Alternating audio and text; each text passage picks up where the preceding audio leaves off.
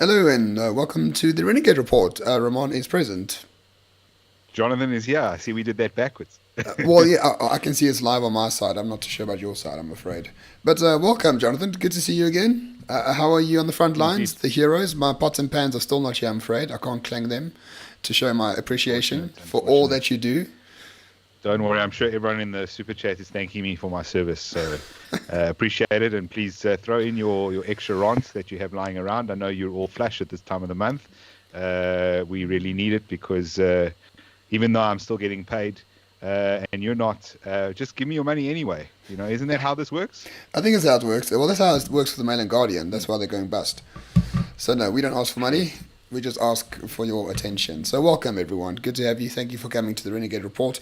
And it is my immense pleasure to introduce the former director of African Studies at the U.S. War Army College. No, wait. Oh, Army War College. That's the one. Sorry, Chris. Chris Wyatt. Hello. Welcome to the Renegade Report. Roman, Jonathan, thanks a lot. It's my pleasure to get on here. Yeah, former director of African Studies at the U.S. Army War College. That's correct. So I was watching one of your presentations, and you said in one of your presentations, you said if I wasn't American, I would be South African. Now, what is it I about did. being a South African that is so intriguing to you?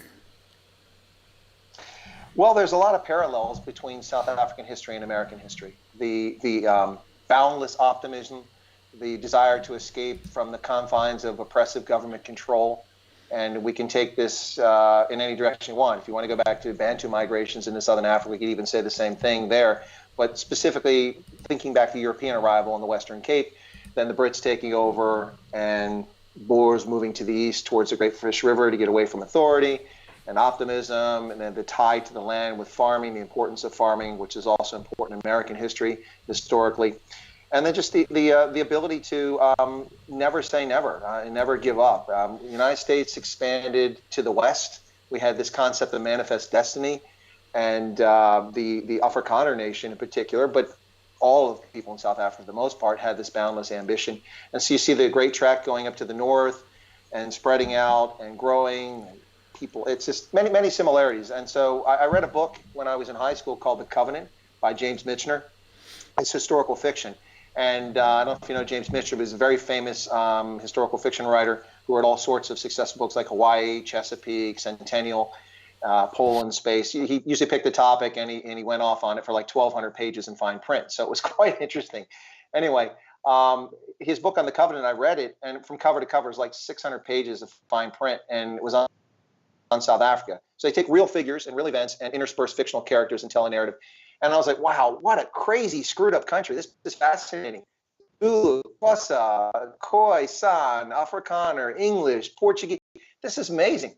And so I kind of fell in love with South Africa early. I already had a little bit of interest in Southern Africa because of the liberation movements and the conflict in Rhodesia and Angola and Mozambique back in the 70s when I was a kid. So I just kind of fell in love with it. Then I became a Springbok fan in 84 after I discovered rugby in America. And we didn't have a national team in 83. So I picked the Springboks. Then I started self-teaching myself Afrikaans in 85. And of course, I was asked why I was a racist. And I said, excuse me, most people who speak this as a first language aren't even white. What are you talking about? Anyway, so yeah, I just kind of went from there. To me, there's a lot of similarities in South Africans. And it's the same whether they're white, they're colored, they're Indian, or they're black. Those who are ambitious and those who want to succeed on merit and be part of something have all kind of the same similar worldview and mindset that Americans have by and large. I mean, that's a very big generalization, but I think that's a fair statement. I feel like you've done a little summary of South African history there in about 120 seconds, and probably more than most South Africans know about our history.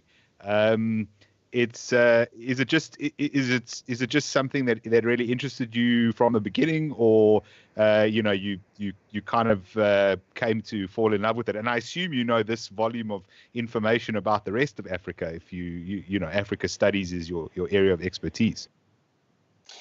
Well, it was my last affectation in the Army was the Director of African Studies. That's a culmination of doing so many things across the continent. So all those places I've lived, plus my entire military experience. But yeah, no, the deal was that book really set me on a path of enjoying South Africa And I remember, like, I was at after I finished university, because I went back to university. I started at 17 and kind of had a good time and didn't study, so I went in the Army and then came back. But the second round, when I graduated in '89, I was headed out to get to my first assignment on active duty. I was in Los Angeles taking a vacation across the country, and I went to UCLA because they taught Afrikaans. I was in the area, so I stopped on campus, and I bought textbooks and some cassettes so I could learn. And so the music that was on there was what we call Heimatlieder in German, so folk music essentially. And music is very helpful when you're trying to learn a language, unless you're trying to listen to Snotkop, then it gets very confusing. But no, but actually Stonekop's great because most of his lyrics are posted online, so I can read them and I can figure it out and I get it and I can actually repeat it. Whereas with some musicians it's a little bit harder. But anyway, so I got the cassettes and was teaching myself Afrikaans. Now, some of this is just a natural consequence of some of my interest. I mean, I'm fluent in German. I'm actually not boasting, but I'm actually often mistaken for being German by Germans when I'm in Germany, at least when I spend time there. And so if you speak German, you speak English, you can learn Dutch, you can learn Afrikaans. Now, I have to use my most famous sentence in Afrikaans, which is always "Ik praat nie Afrikaans nie," because I'm always mistaken for being an Afrikaner. I'm always mistaken for being an Afrikaner. Even in Wellington, New Zealand, when I was there for the 2011 World Cup, I was staying at the Hotel Amora, which was right downtown in the harbor. The Argentine national team was on the same floor as me, so that was exciting for 5 days. But the South African High Commission had leased the business center downstairs, and it was full of South Africans. But unlike Auckland, where most of the South Africans seem to be white Afrikaners, almost all of the South Africans that were hanging out in Wellington were colored South Africans. And I walked downstairs wearing a Springbok jersey. Hey, Boka, Boka, Boka. And they call me in, they start talking to me. I'm like, whoa, ek praat nie Afrikaans nie. Hey. Well, you just said it. You just spoke it. What do you mean you don't speak it? Anyway, but a lot of things just had interest to me. I also did a lot of research in German colonial history in Southwest Africa, Namibia, and Tanganyika, and did research projects at undergraduate and graduate level on that. So I do a lot of, just for personal interest, research on ethnic Germans, and I know a lot about the ethnic German communities in South Africa, and I've been to meet many of them there. So it just all kind of coalesced, and it's just, South African history is fascinating. It's just a tragedy that it's not being taught in schools properly. I'm talking about from all perspectives. One of the best things I ever saw is when I went to Blood River, and there's a Zulu museum, and there's of course the wagon train that the Afrikaners put there. Both sides of the story are being told and celebrated. That's pretty awesome. But that's not the way history is being taught in South Africa these days. It's really sad. So tell us a little bit more about your active duty. So you've lived all over Africa, including SADC countries, and that was mostly during the course of the Cold War, at least, or for the latter stages of the Cold War.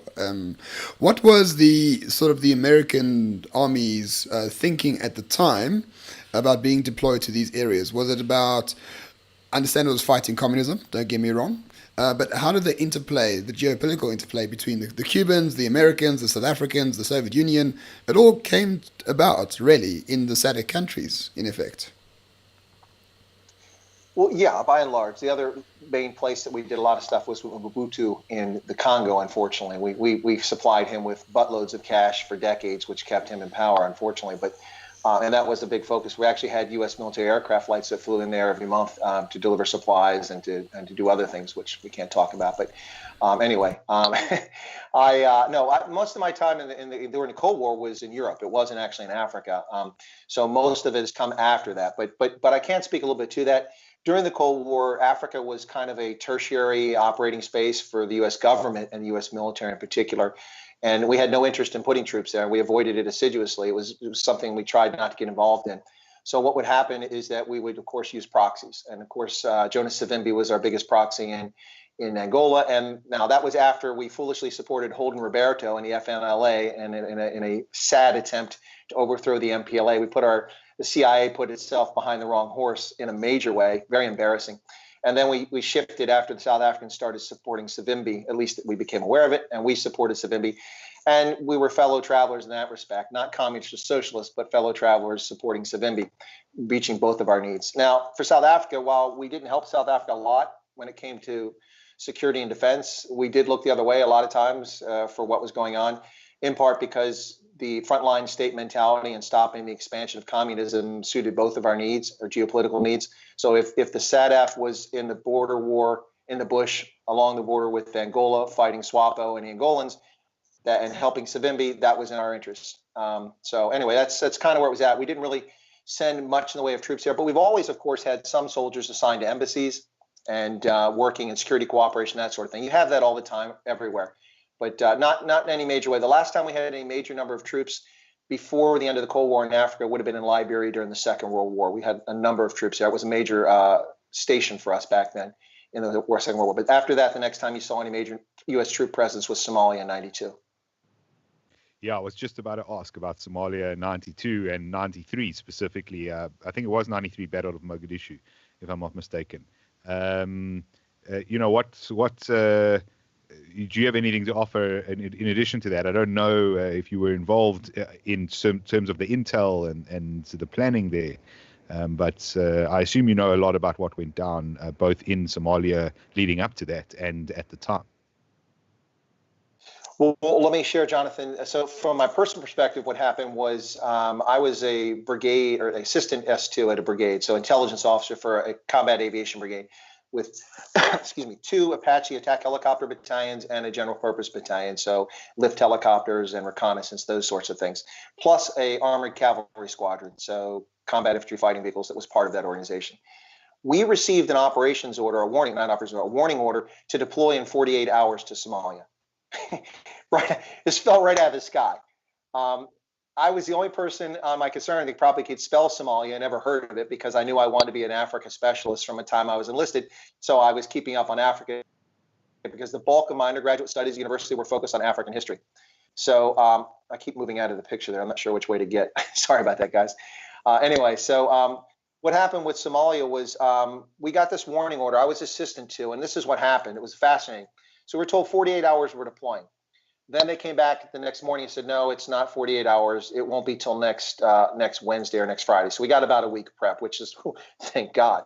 But when we had the 48 hours, we went ahead and scheduled on the Friday that we would brief people on Sunday about what the threat was. And then it shifted, and we still did the briefings on Sunday, but instead of being a larger number of people, they only sent 1 platoon from our entire brigade to reinforce another aviation unit, the 12th Aviation Brigade, which went down there.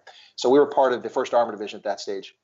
And what happened is that they brought all the pilots in, all the crew chiefs in, and my boss, who was a captain, I was a lieutenant, and then we had the flight surgeon come in. And we all talked about threat.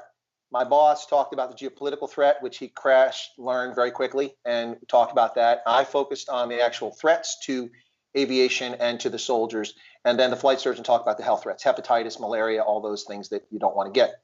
I was actually designated to go on the mission, even though it was just a platoon, so I was still prepping to go. Only when we went to Rhein-Main, the Frankfurt airport, to get on the C5s, I was called and pulled off the plane at the last second and sent back to my headquarters. My boss wanted me back there, and I wasn't going to Somalia. And I was like, cool, no hepatitis, no malaria.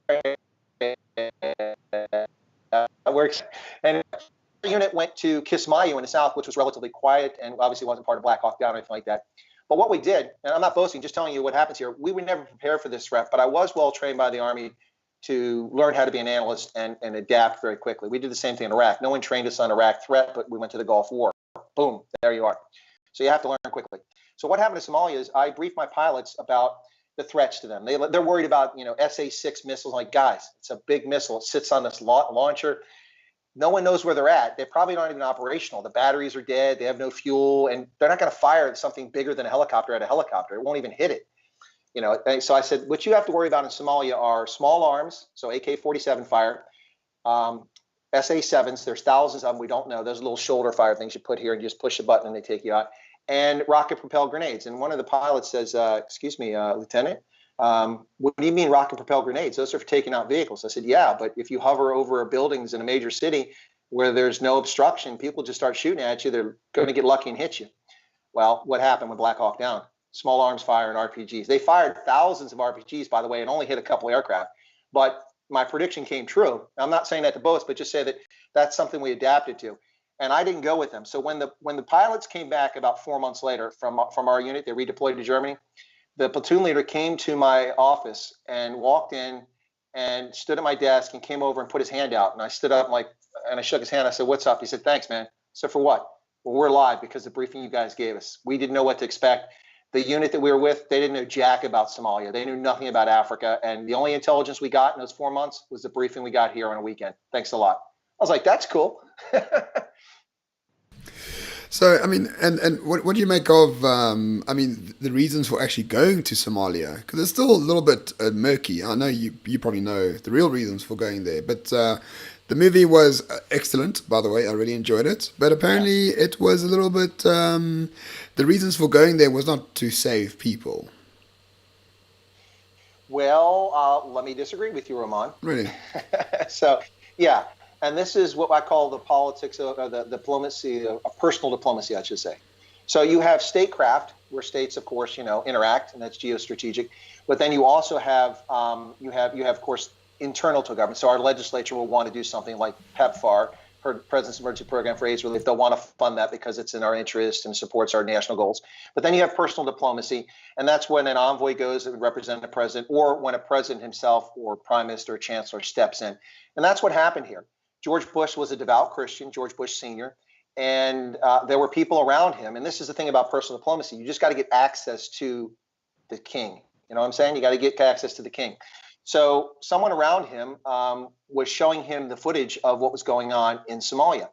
Now, the UN was there, and food was coming in by the shipload, plenty of food. There was a drought, and there was poor harvest, so there was hunger. But there was no need for starvation. But people were starving because the warlords, the moment the food supplies were driven out of the port, they would pull up with these vehicles with machine guns and crew serve weapons, and they would steal the food. And then they would give it to people who would support them. If you didn't support them, you went hungry. So they were using the UN food as a weapon. The Malaysians and the Jordanians and the others the Pakistanis refused to leave the airport, because when they did, they got shot at and they got soldiers killed. So they hunkered down the airport. The food supplies went out with any protection, and they were stolen. So they got to George Bush and he looked at this, and a lot of people, sorry to go on for a bit, but let me explain. There's a book written by a British academic who was teaching at Sandhurst, the British Military Academy. It was published 5 years after Somalia. And I was in California at the Defense Language Institute learning French, and I purchased this book in the bookstore at the Defense Postgraduates. It was a summary of conflicts in Africa since 1950. I'm like, hey, here's a great primer to get up on stuff. And I read about Somalia. Now, this is only 5 years after the war, and it's essentially contemporary history.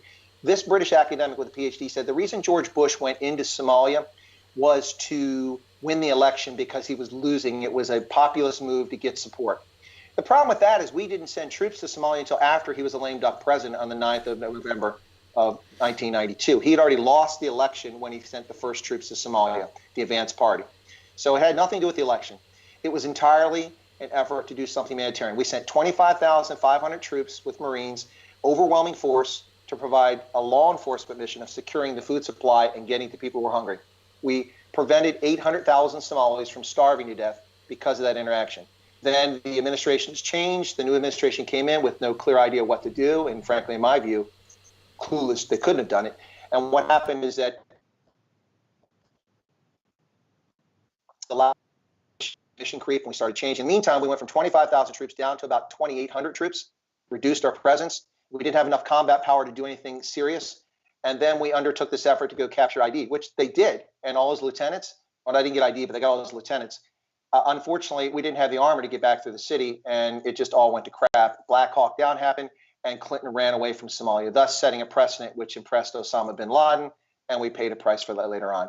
These events are all linked together, nothing in isolation. Yeah, I mean, it's interesting. I'm glad you brought that up at the end there, because Bill Clinton's presidency, for whatever you want to say about the good and the bad, was characterized by a number of military failures. Mogadishu is one. Eastern Europe is another. Serbia and that entire mess that went down, and the start of terrorism, really. I think it was 1997 with the attack of the USS Cole, if I'm not mistaken. I'm sorry, I'm the Cole going off the... was in 2000. Dar es Salaam was and that Nairobi 2000? were in 97. But you know, off the top of my head, apologies. So you know, he was militarily, from a strategy perspective, he was quite weak during that time, and that definitely did set things up. But do you want to just go into that a little bit more in terms of your view on sort of that presidency and the issues that created militarily, and perhaps for the United States? You know, you obviously throwing forward to 2001. Yeah. Well, Jonathan, the deal is it's easy to throw shade on things all these years later, but honestly, the things I'm sharing with you now are not something that developed over time. They're actually positions that I took, but I was a junior officer. Nobody was listening to me. I was at a tactical assignment back then. But when it came to Rwanda, unfortunately, the lessons learned in Somalia were that, we don't send troops because their bodies are dragged through the street and then we'll lose an election. And so when Rwanda happened, and this is the shameful part about this, it's not just the U.S., though. It's the United Nations, it's Kofi Annan, the UN Department of Peacekeeping Operations, it's the whole world, and even the French, who evacuated Western nationals but did nothing to stop the conflict. But here's the deal. When it came to Rwanda, and I'll get to the Balkans after that because Rwanda came first and it has an impact here. So we learned the wrong lessons from Somalia geopolitically in that administration. And then in 94, we were reticent to send troops to intervene. And here's the thing.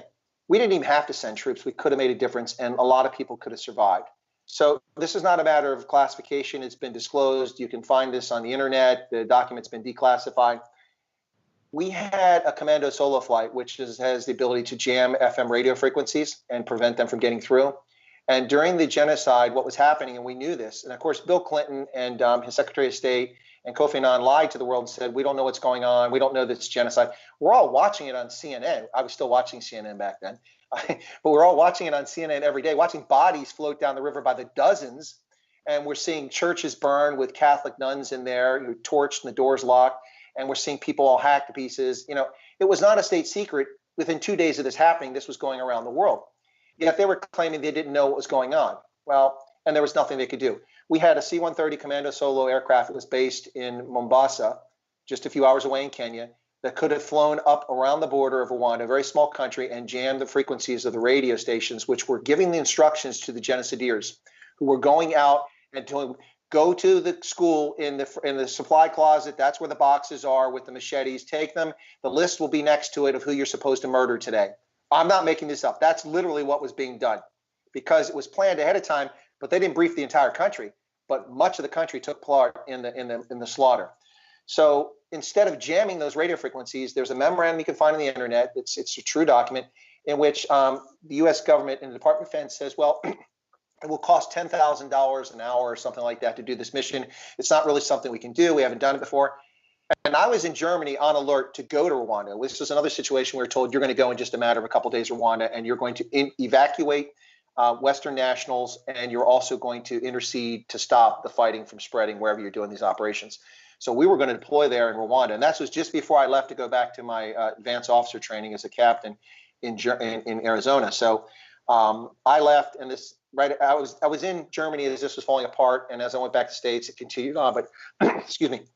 So what happened was we didn't deploy the commando solos. 850,000 people were slaughtered in the most brutal fashion you can imagine, men, women, and children. And we had a conflict that took place in the Congo, which has killed 3 to 5 million people as a consequence of what happened in Rwanda going on today. Bill Clinton chose not to intervene, but he wasn't alone. The collusion took place with the United Nations and the Security Council, and also with Kofi Annan. So that's Rwanda. Maybe I'll pause for a second in case you got a question about that before I go on to the Balkans. No, not a question, so to speak, but more like it was, back in the day when the UN and the US were actually working together, before China became the main source of funding for the UN, that is. But anyway, onto the Balkans. Times have changed, I'm just saying. China is not the main source of funding for the UN. It's still the United States. It's based on percentages. The WHO more, but you know what I mean. Come on, you know what I mean. Anyway, what Ramon's trying to say is that really what happens now is the United States sits in an armchair while it watches China have sex with the UN. Well, that's absolutely true, and it wasn't now. It's been going on for 40 years. Look, the Chinese are in the World Trade Organization because the United States sponsored their entry in 2000. And we're to blame for China being in the World Trade Organization. When I say to blame, it's because China habitually violates World Trade Organization rules and regulations with unfair tariffs and business practices that essentially equate to tariffs or protectionism to keep our goods and your goods out of China while they sell all their stuff to us. We're responsible for this, and successive presidents, not Republican, not Democrat. This goes back to Richard Nixon, this nonsense. Now, it had slight pauses. Reagan wasn't engaged in this, but it's an endless stream of helping China build them up. Yeah, China has outsized influence. They're not nearly as rich and powerful as people make them out to be. And playing games with using purchasing power parity to compare economies is nonsense. 500 million Chinese live in abject poverty. Nowhere in the world has as many poor people as China, not even India. So anyway, but they are a powerful country. They are a powerful country, but the card is overplayed. But Trump has pushed back, and the way he's done it, you can argue about, and the effectiveness you can argue about it. But he's the first person that's ever called China on the carpet, and he has, for good or bad, he's done that. And China actually backed down until Wuhan. Now we'll see what happens after that. But yeah, I get your point, Roman. I'm with you on that. Yeah, and before you go to the Balkans, sorry, I don't want to go to the Balkans quickly and then go back to South Africa, late 70s, early 80s, because you're a historian as well. You understand the inner machinations of these things. But also, it appears that your presidential election, come November, I think the major issue at hand will be Joe Biden being friends with China. I think this is going to be the main attacking point by Trump and the Republicans in this regard.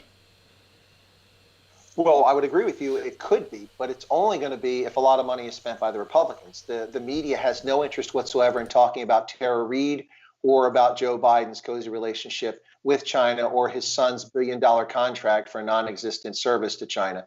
All of those are scary things. I remember I actually saw that time when Biden says, China's not a threat. China's our friend.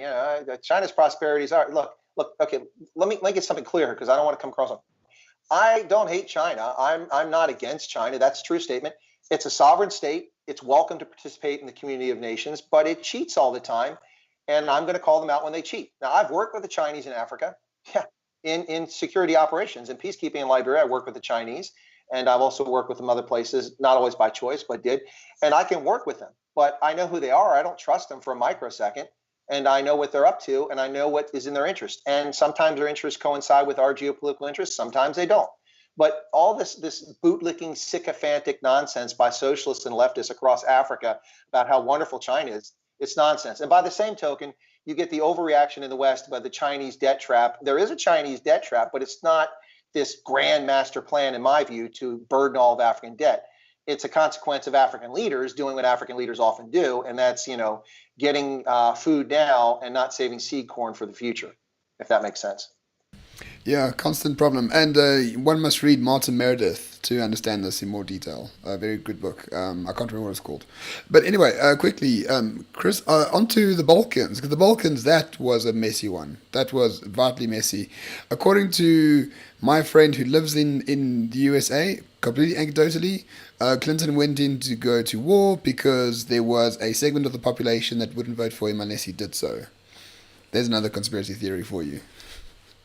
Yeah, I'm not so sure that's a valid conspiracy theory. Let me explain why. I don't think most Americans knew where Yugoslavia was, except for those who were foolish enough to buy a Yugo in the 1980s when it was a cheap car you could buy in America.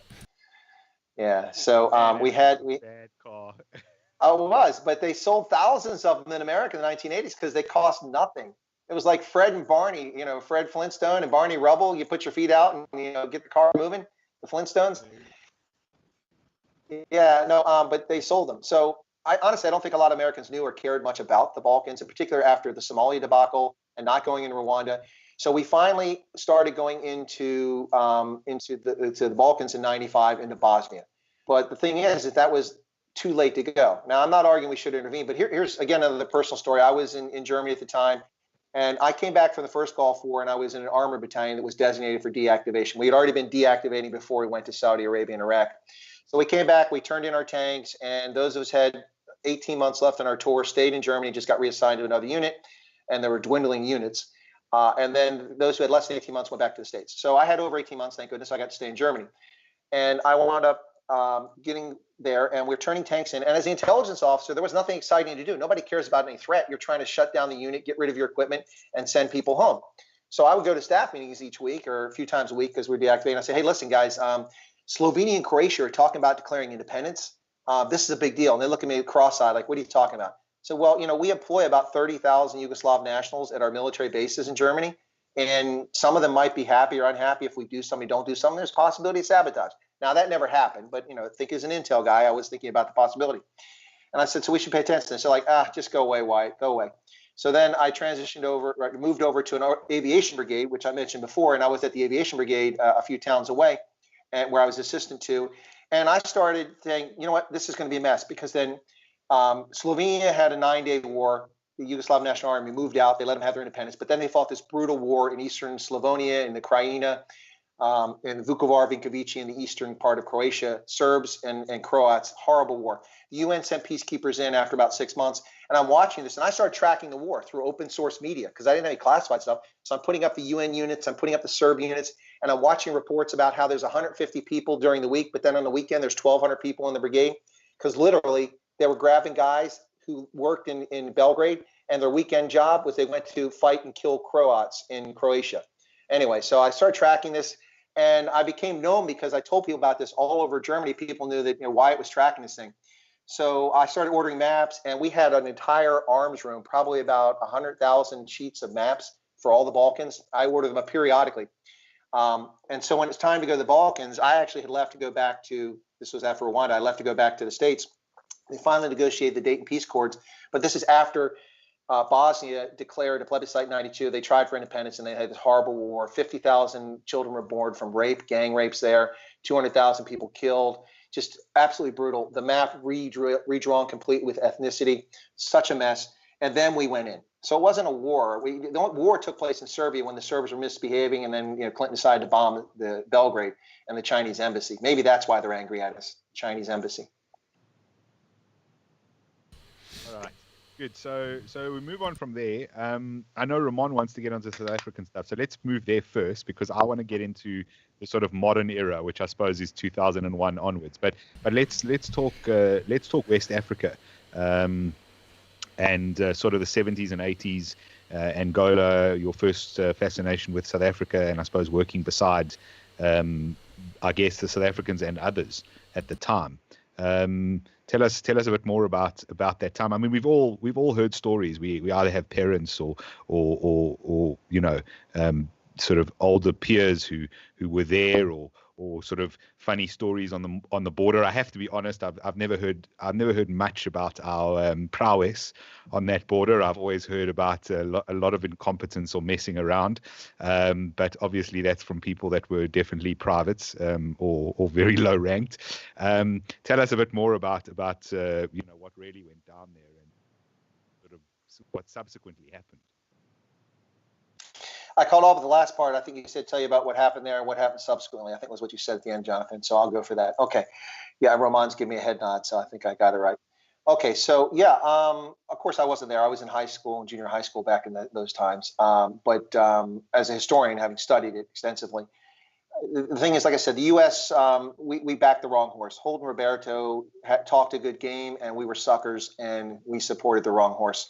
And he had a little army, about 8,000, that came in from the Congo. And of course, because he was backed by Mobutu, who was our guy in Central Africa, we support him, which was stupid. Again, example, people not having the right knowledge to know who you should be supporting there. You probably didn't have the best trained analyst. Anyway, so what happened is Roberto's army got destroyed, and they ran away and fled back to Congo, and he was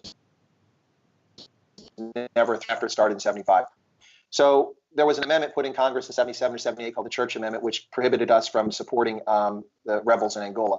So legally, we weren't allowed to do it. And I can't say we did or didn't, but I've always strongly suspected clandestinely we still supported Savimbi. But there was a point in which the South African Defense Force started supporting Savimbi, the South African government. And I get what you're saying, and I wasn't in their shoes in the bush for the privates who were angry about it being mucking about and getting it wrong. But what I can tell you from a geostrategic standpoint is that were it not for a decision taken in Pretoria, or maybe it was in Cape Town, I'm not sure which, but taken by the government, the National Party, were it not for a decision in the mid-'70s, the MPLA would have been wiped out, at least initially. I don't know if they could have reconstituted, but the South Africans would have captured Rwanda. But they chose to stop short of Rwanda. And geopolitically, that was probably a huge mistake. Just speaking that way, I'm not evaluating. I'm not saying yes or no. I'm just saying geopolitically, it was probably a mistake because the MPLA didn't go away. They recovered. They built up their strength, and then the South Africans had to go back in the 80s, and famously in 87. And I will say this geopolitically, the Cubans, they had a three-star general who was the commander of their 25,000 troops in Angola, plus he had Soviet and East German advisors there and pilots.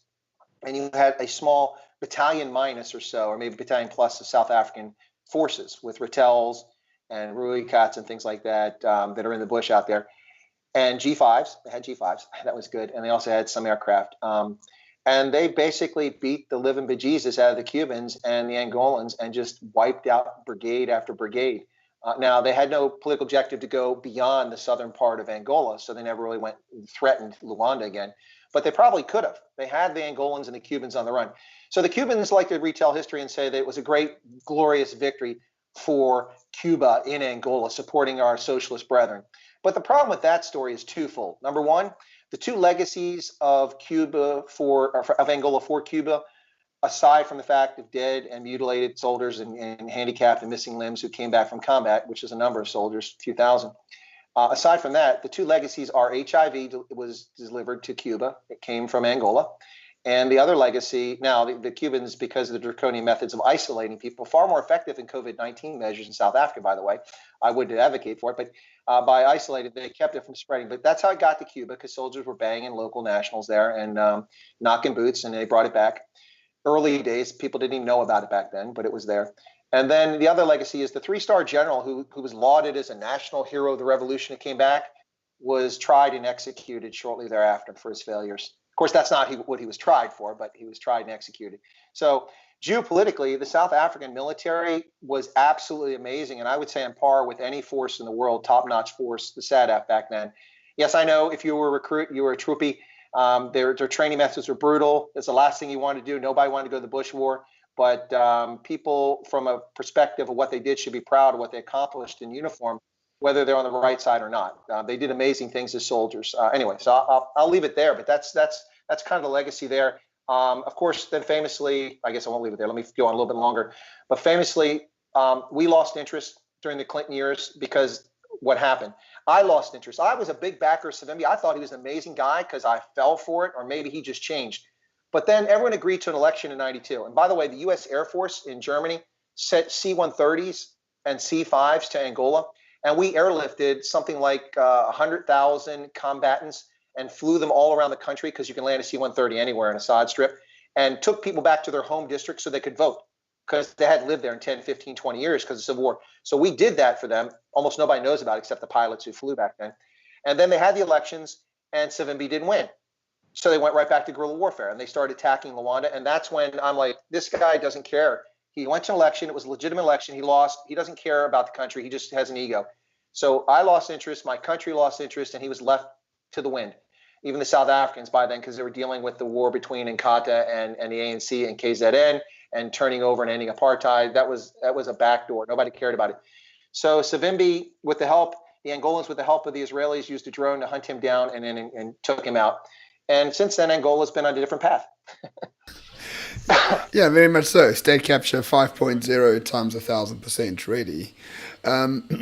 But in terms of the South African army and South Africa as a, I don't know whether the Americans considered it a pariah state as such at the time, but it became a little bit difficult to support South Africa, especially late 80s, early 90s, and especially after the Soviet Union fell, so to speak. What was as for the Americans? My apologies. The Nats. What benefit did the Nats have for the American war on communism in Southern Africa, in particular? Well, for those of us geopolitically that bought into, and with good reason, when I say buy into, I'm not trying to dismiss. This was the thinking at the time. This proxy conflict with the Soviets and buying in that socialism was expanding. Now, South Africa, the NP was worried about black nationalism and the red threat, the red and the black threat. In the U.S., we weren't worried about a black threat; we were worried about a red threat. But we're willing to fight proxy war. So, in many respects, South Africa was fighting a war for us, even if we weren't doing things to help them. By not working against South Africa geopolitically, by and large, we were helping South Africa, whether that was intent or not. That's what was going on. But I would say the difficult time for the U.S. was probably 76 with the Soweto riots through 85 with the renewal of the Soweto riots, the worst, the whole 9 months of basically a civil war in the townships, up until 88. After the South Africans withdrew from Angola, actually working with South Africa became very easy. Once Mandela was released, we had no difficulty geopolitically working with South Africa. The extent we did it, you can debate and question it, but it was no longer difficult for our government to work. South Africa was not really a pariah from after Mandela was released. It was clear that apartheid was going to end, and we're moving towards that. The issue wasn't with the South African government. It was with the myth that was perpetuated that the South African police were the ones fomenting the war in KZN, and only they were responsible for it. And so that got a lot of negative press. And if people criticized the South African government, it was about that. It wasn't about apartheid, because apartheid was being dismantled. We could see it, and we were on a path to having a democratic South Africa. So the hard part, the difficult time to be supporter of South Africa geopolitically for the U.S., I would say, is from 70, not even Sharpeville in 60. The world wasn't really paying attention. It wasn't. 76, though, yes. And then the South Africans getting involved in Angola, that's illegitimate, in their occupation of Southwest Africa. All those things were culminating, and it made it very difficult in the 1980s. Reagan vetoed sanctions against South Africa because he was looking at a bigger picture, and he was called a racist and a bigot, a supporter of apartheid, none of which was true. Just look at who his friends were throughout his life, and that just doesn't hold water for a second. But Congress overrode his veto, and so sanctions became law. And so we finally put sanctions in place in the mid-'80s after the Soweto riots broke out. And from that point on, a lot of U.S. businesses abandoned South Africa. And that stage in history, if you were a U.S. business and you weren't in South Africa, you weren't in Africa by and large. And so we have largely been absent from Africa since the mid-1980s from a business perspective, to our own detriment. And it's going to cost us in the future. The big companies, Boeing sells aircraft, Microsoft sells their crappy operating system, iPod sells their overpriced rich white people toys, but beyond that, there isn't much in the way of America. You don't see Cargill there. You don't see, you see John Deere, but you don't see Sprint selling telephony. You don't see AT&T. Where are they at? Anyway, so that's kind of how we got there. Yeah, and no damn Chevy Camaro is available. Well, you can get them. Look, Snortcup has a Mustang in one of his videos. It's awesome. You can get a Mustang, but not a Camaro, which is what I want, or a Dodge Viper, for God's sake. But no, anyway. Well, that's because you got no taste, Ramon. And no money, but never mind. So yeah, I mean, it's interesting about the abandonment of U.S. companies pulling out based on those sanctions, because it leads us all the way up to today, which is mid-90s. There were a lot of companies out of here, I think probably on the back end of the US sanctions, which led to EU sanctions or European sanctions, and a lot of companies who pulled out. But then mid-90s to early 2000s, everyone starts sort of coming back in. The Americans don't, flood back in too quickly. And then by the sort of 2010s, it's too late, because the Chinese are already doing their Belt and Road policy and really are buying up the entire continent. And I think you are going to pay for it, because if you want to maintain geopolitical power, essentially, and strategy, there's got to be some footprint in Africa. And one of the biggest problems is you guys have been pouring in money in terms of humanitarian aid. I often remind people that our HIV ARV project is entirely thanks to the United States, and specifically George W. Bush, who personally took an interest in that. And there's a lot of in South Africa, the history's been rewritten that organizations like Section 27 and the rest were big aspects of that, but they weren't really. The reality is that the Americans funded us, and even up until the early 2010s, all the money that was coming for ARVs was coming from the United States, and it was only at a point during the Obama presidency where they pulled back a little bit in terms of funding that others had to take over. But by then it had been set up, and we had the largest ARV program in the world, and essentially HIV under control. And I know that's a quite a claim to make, but it really is a large part of the truth of what happened. And we sit now in 2020 with very good friends in China. We have a lockdown that essentially has copied them with regards to this virus. We have obviously probably sold assets to them. I think they probably own Eskom at this point in waiting. Well, they can have it. They can have Eskom. Well, yeah, until they hike the prices through the roof and don't give us any electricity. But and obviously we know the expansion into the rest of Africa. And that's obviously a threat to the world, and obviously a threat to the United States. And anyone who believes that the United States does, in some respects, need to play world policeman in respect of protecting some sort of freedom and liberty across the globe, that certainly is an issue. So I know I've said a lot there. What do you take about the sort of Chinese movement into Africa and the issue that places America in? Yeah, let me address that, Jonathan. Hey, Roman, it's your stream. There were a couple of super chats. Don't forget those, so we can be fair and answer that person's question. But let me answer this. Here's the thing. With regard to how do I want to couch this? I got to be careful how I say this. Not because I'm afraid of the answer, but I just want it to come across correctly. I don't want it to come across wrong. So, the U.S. companies, that's true. They didn't come back. But one of the reasons I think, I have no empirical evidence for this, but I save and invest and have my entire life. And so I know a bit about business as well. And one of the reasons I think American companies didn't come back into Africa as South Africa became democratic is because we just went through a very serious, difficult recession, which was short-lived. It was the shortest, 2 consecutive quarters of zero or negative growth as a recession. We had that as the end of the Bush administration. And what happened was that a lot of American corporations, which were fat with white-collar employees, had never had a white-collar recession. And we had something we never experienced before the election, a white-collar recession, where Kodak, Eastman Kodak, IBM didn't fire people, but they gave all these severance packages to like 100,000 employees, white collars, to leave their sales force and their executive staff. And then Eastman Kodak got rid of a bunch of white-collar employees, and that carried across our economy. And so we had an awful lot of people who left who'd never been unemployed, and companies were getting right-sized from a profitability standpoint. And then at the same time, the internet revolution was about to take off, and we had IT productivity gain that was coming after 94. And so I think American companies became self-obsessed in looking at their navel with their own financial balance sheets in the early 1990s, getting those clean and becoming profitable. And then stocks started to rise. And then the productivity thing took off. And America became even more productive as a consequence of the IT revolution that took place. It had nothing to do with Al Gore, despite his claims.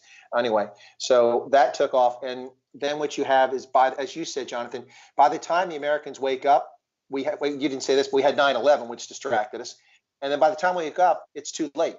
But here's the thing, before I go on, the thing about all this is that one of the reasons I do in this channel, my channel, this is Roman's channel, not this channel, but one of the reasons why I do my channel, sorry about that, Roman, but one of the reasons I do my channel is that I'm trying to convince Americans and North Americans to get their head in the game. Now, Africa matters from a geostrategic standpoint for the following reason, whether we want it to or not. By the year 2050, regardless if we go around and sterilize everybody in Africa, I don't know who would do that. Maybe the Chinese would, but we would. But if everybody was sterilized, the population is going to be 2.3 to 2.4, 2.5 billion people. Today, it's 1.3 billion. It's going to nearly double in the next 30 years.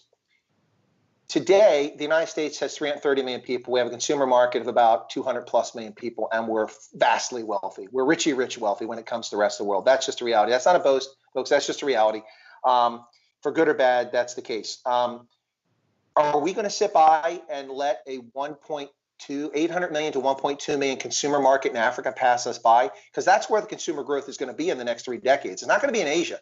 There'll be growth, but it'll be like Japan. It's going to taper off. It's going to be steady growth of 2.5% to 3% in developed economies, because much of Asia will be developed by this stage.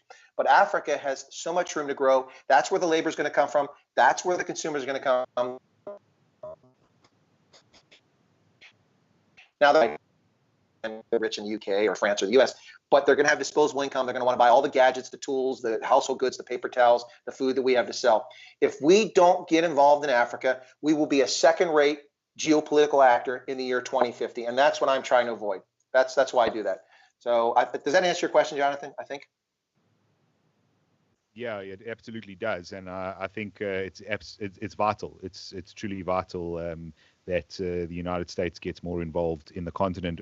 I do just, think that needs to happen not only from an aid perspective, as I pointed out with regards to what the US has done for us, but I know that happens across the continent, and we're more than happy to take your money. It's quite funny. the United States gave us somewhere in the region of about 350 million rand towards COVID. We then paid 400 million rand over to the Cubans so they could bring doctors here we ostensibly didn't need. So it's Donald Trump certainly would never give the Cubans 400 million rand. So we need to, there needs to be a wisening up from the United States of what's being done with what they do with their money, number one, and number two, I think feet on the ground, boots on the ground, whether that's probably not soldiers necessarily, but certainly intellect on the ground and influence. Well, I'm available to replace Lana Marks if anyone's curious. I was actually going to ask your opinion on our esteemed American ambassador. Yeah, it seems like because our ambassador seems fairly weak, and I'm being polite, it seems like the US doesn't give a shit about South Africa in the slightest. And I don't blame them in this regard, but it seems like we are a rounding error in your geopolitical game, in essence. Well, before I answer the Marx thing, and I'll come right back to that, let me talk about the first piece. I think it's important, Jonathan, to make a distinction about aid. One of the misnomers about aid is that people think that the U.S. aid is all humanitarian assistance. It's not. So the Chinese run around and get a lot of good press for fixing a railroad or building a railroad in East Africa. But where do people think these railroads have come from and ports and airfields have been built since the end of the colonial era?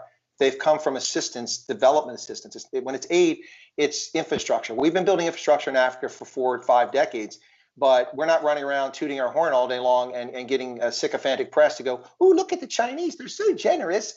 We've been generous for decades. We also relieved $100 billion of African debt in the last 2 decades, money that they borrowed from our institutions and never paid back, and we just wrote it off. By the way, the people that paid for that were consumers, because most of that money was owed to Citibank and JP Morgan and banks like that, not to our government.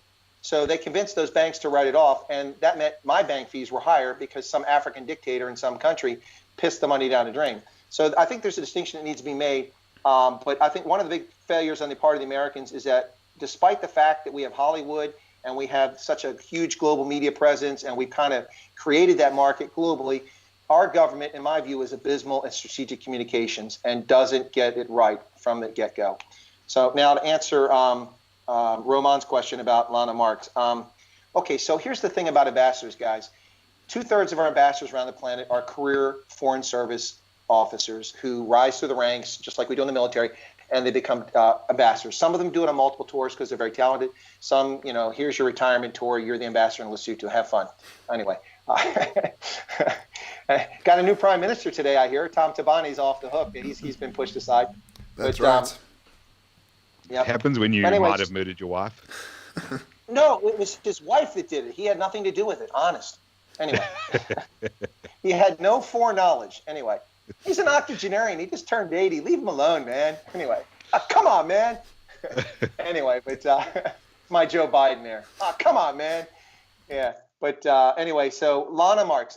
So 1/3 of our ambassadors are historically political appointees. That could be anybody. That could be me. It could be Lana Marks. Lana Marks is a South African-born rich socialite who makes handbags that people foolishly pay $15,000 for. And she's very successful at it. So she moves in circles in which she knows Trump from that socialite world and from New York. So I don't know what she did on the campaign, but oftentimes when people contribute to a political campaign, they get rewarded with ambassadorships. Or if someone it's a payback for past. So for instance, Shirley Temple Black, the famous little Shirley Temple, the Good Ship, Lollipop, the kids' movies, she became our ambassador into Czechoslovakia in the 1980s under Reagan, because Reagan had known her for 50 years in Hollywood, and she was talented, and she was a political appointee, but she was a brilliant ambassador at the end of the Cold War in Czechoslovakia. But you also get political appointees that just gave more money or raised more money for a candidate, and they get it. Now, I don't know how Lana Marks got it, but I suspect she got it because she has ties and she's a socialite. South Africa is always a political appointment. You don't get career politicians or career diplomats who are going to South Africa for us. It's always a plum assignment, and so it's always a political appointee. And so I think that's what happened. Here's what I also think happens. Trump wins the election, and Lana Marks finds a new occupation starting in January. And hopefully we'll get someone there that will meet Pompeo's desires, because Pompeo is a top drawer Secretary of State. I have no complaints about that gentleman. Yeah, great guy. We big fans of we are big fans of Pompeo, that's for sure. For those who are watching, sorry, I do see you super chats. I'm going to leave your questions for the end of the show, like a quick fire session, if that's okay with you. I don't want to. I agree with you. Yeah, we're in the flow because so Chris, all right, the best book on South Africa, especially near the tapering of apartheid, is The People's War by Anthea Jeffrey, right? And I've got the full version. It's I don't know how many hundreds of pages, very fine print. It's a fantastic book. I explained the details to people who were around, the diplomats at the time. Some were Nats, some were in the police, some were in the army, and there's something about the notion that the West was not at all involved with the end of apartheid. For some reason, those who were in the system at the time, not high by any means, keep telling me, no, that's fine, but the Americans did support the ANC at the end. They funded them, they helped Mandela get the press, a variety of other things. Is there some merit to that argument at all? Is there merit to the argument that the U.S. government was involved in moving towards a democratic South Africa and did support the ANC at some point? Yeah. Is your question correct? Indeed. There's merit to that. There's merit to that statement. All right, but the Americans were not involved at all with the People's War. I can neither confirm.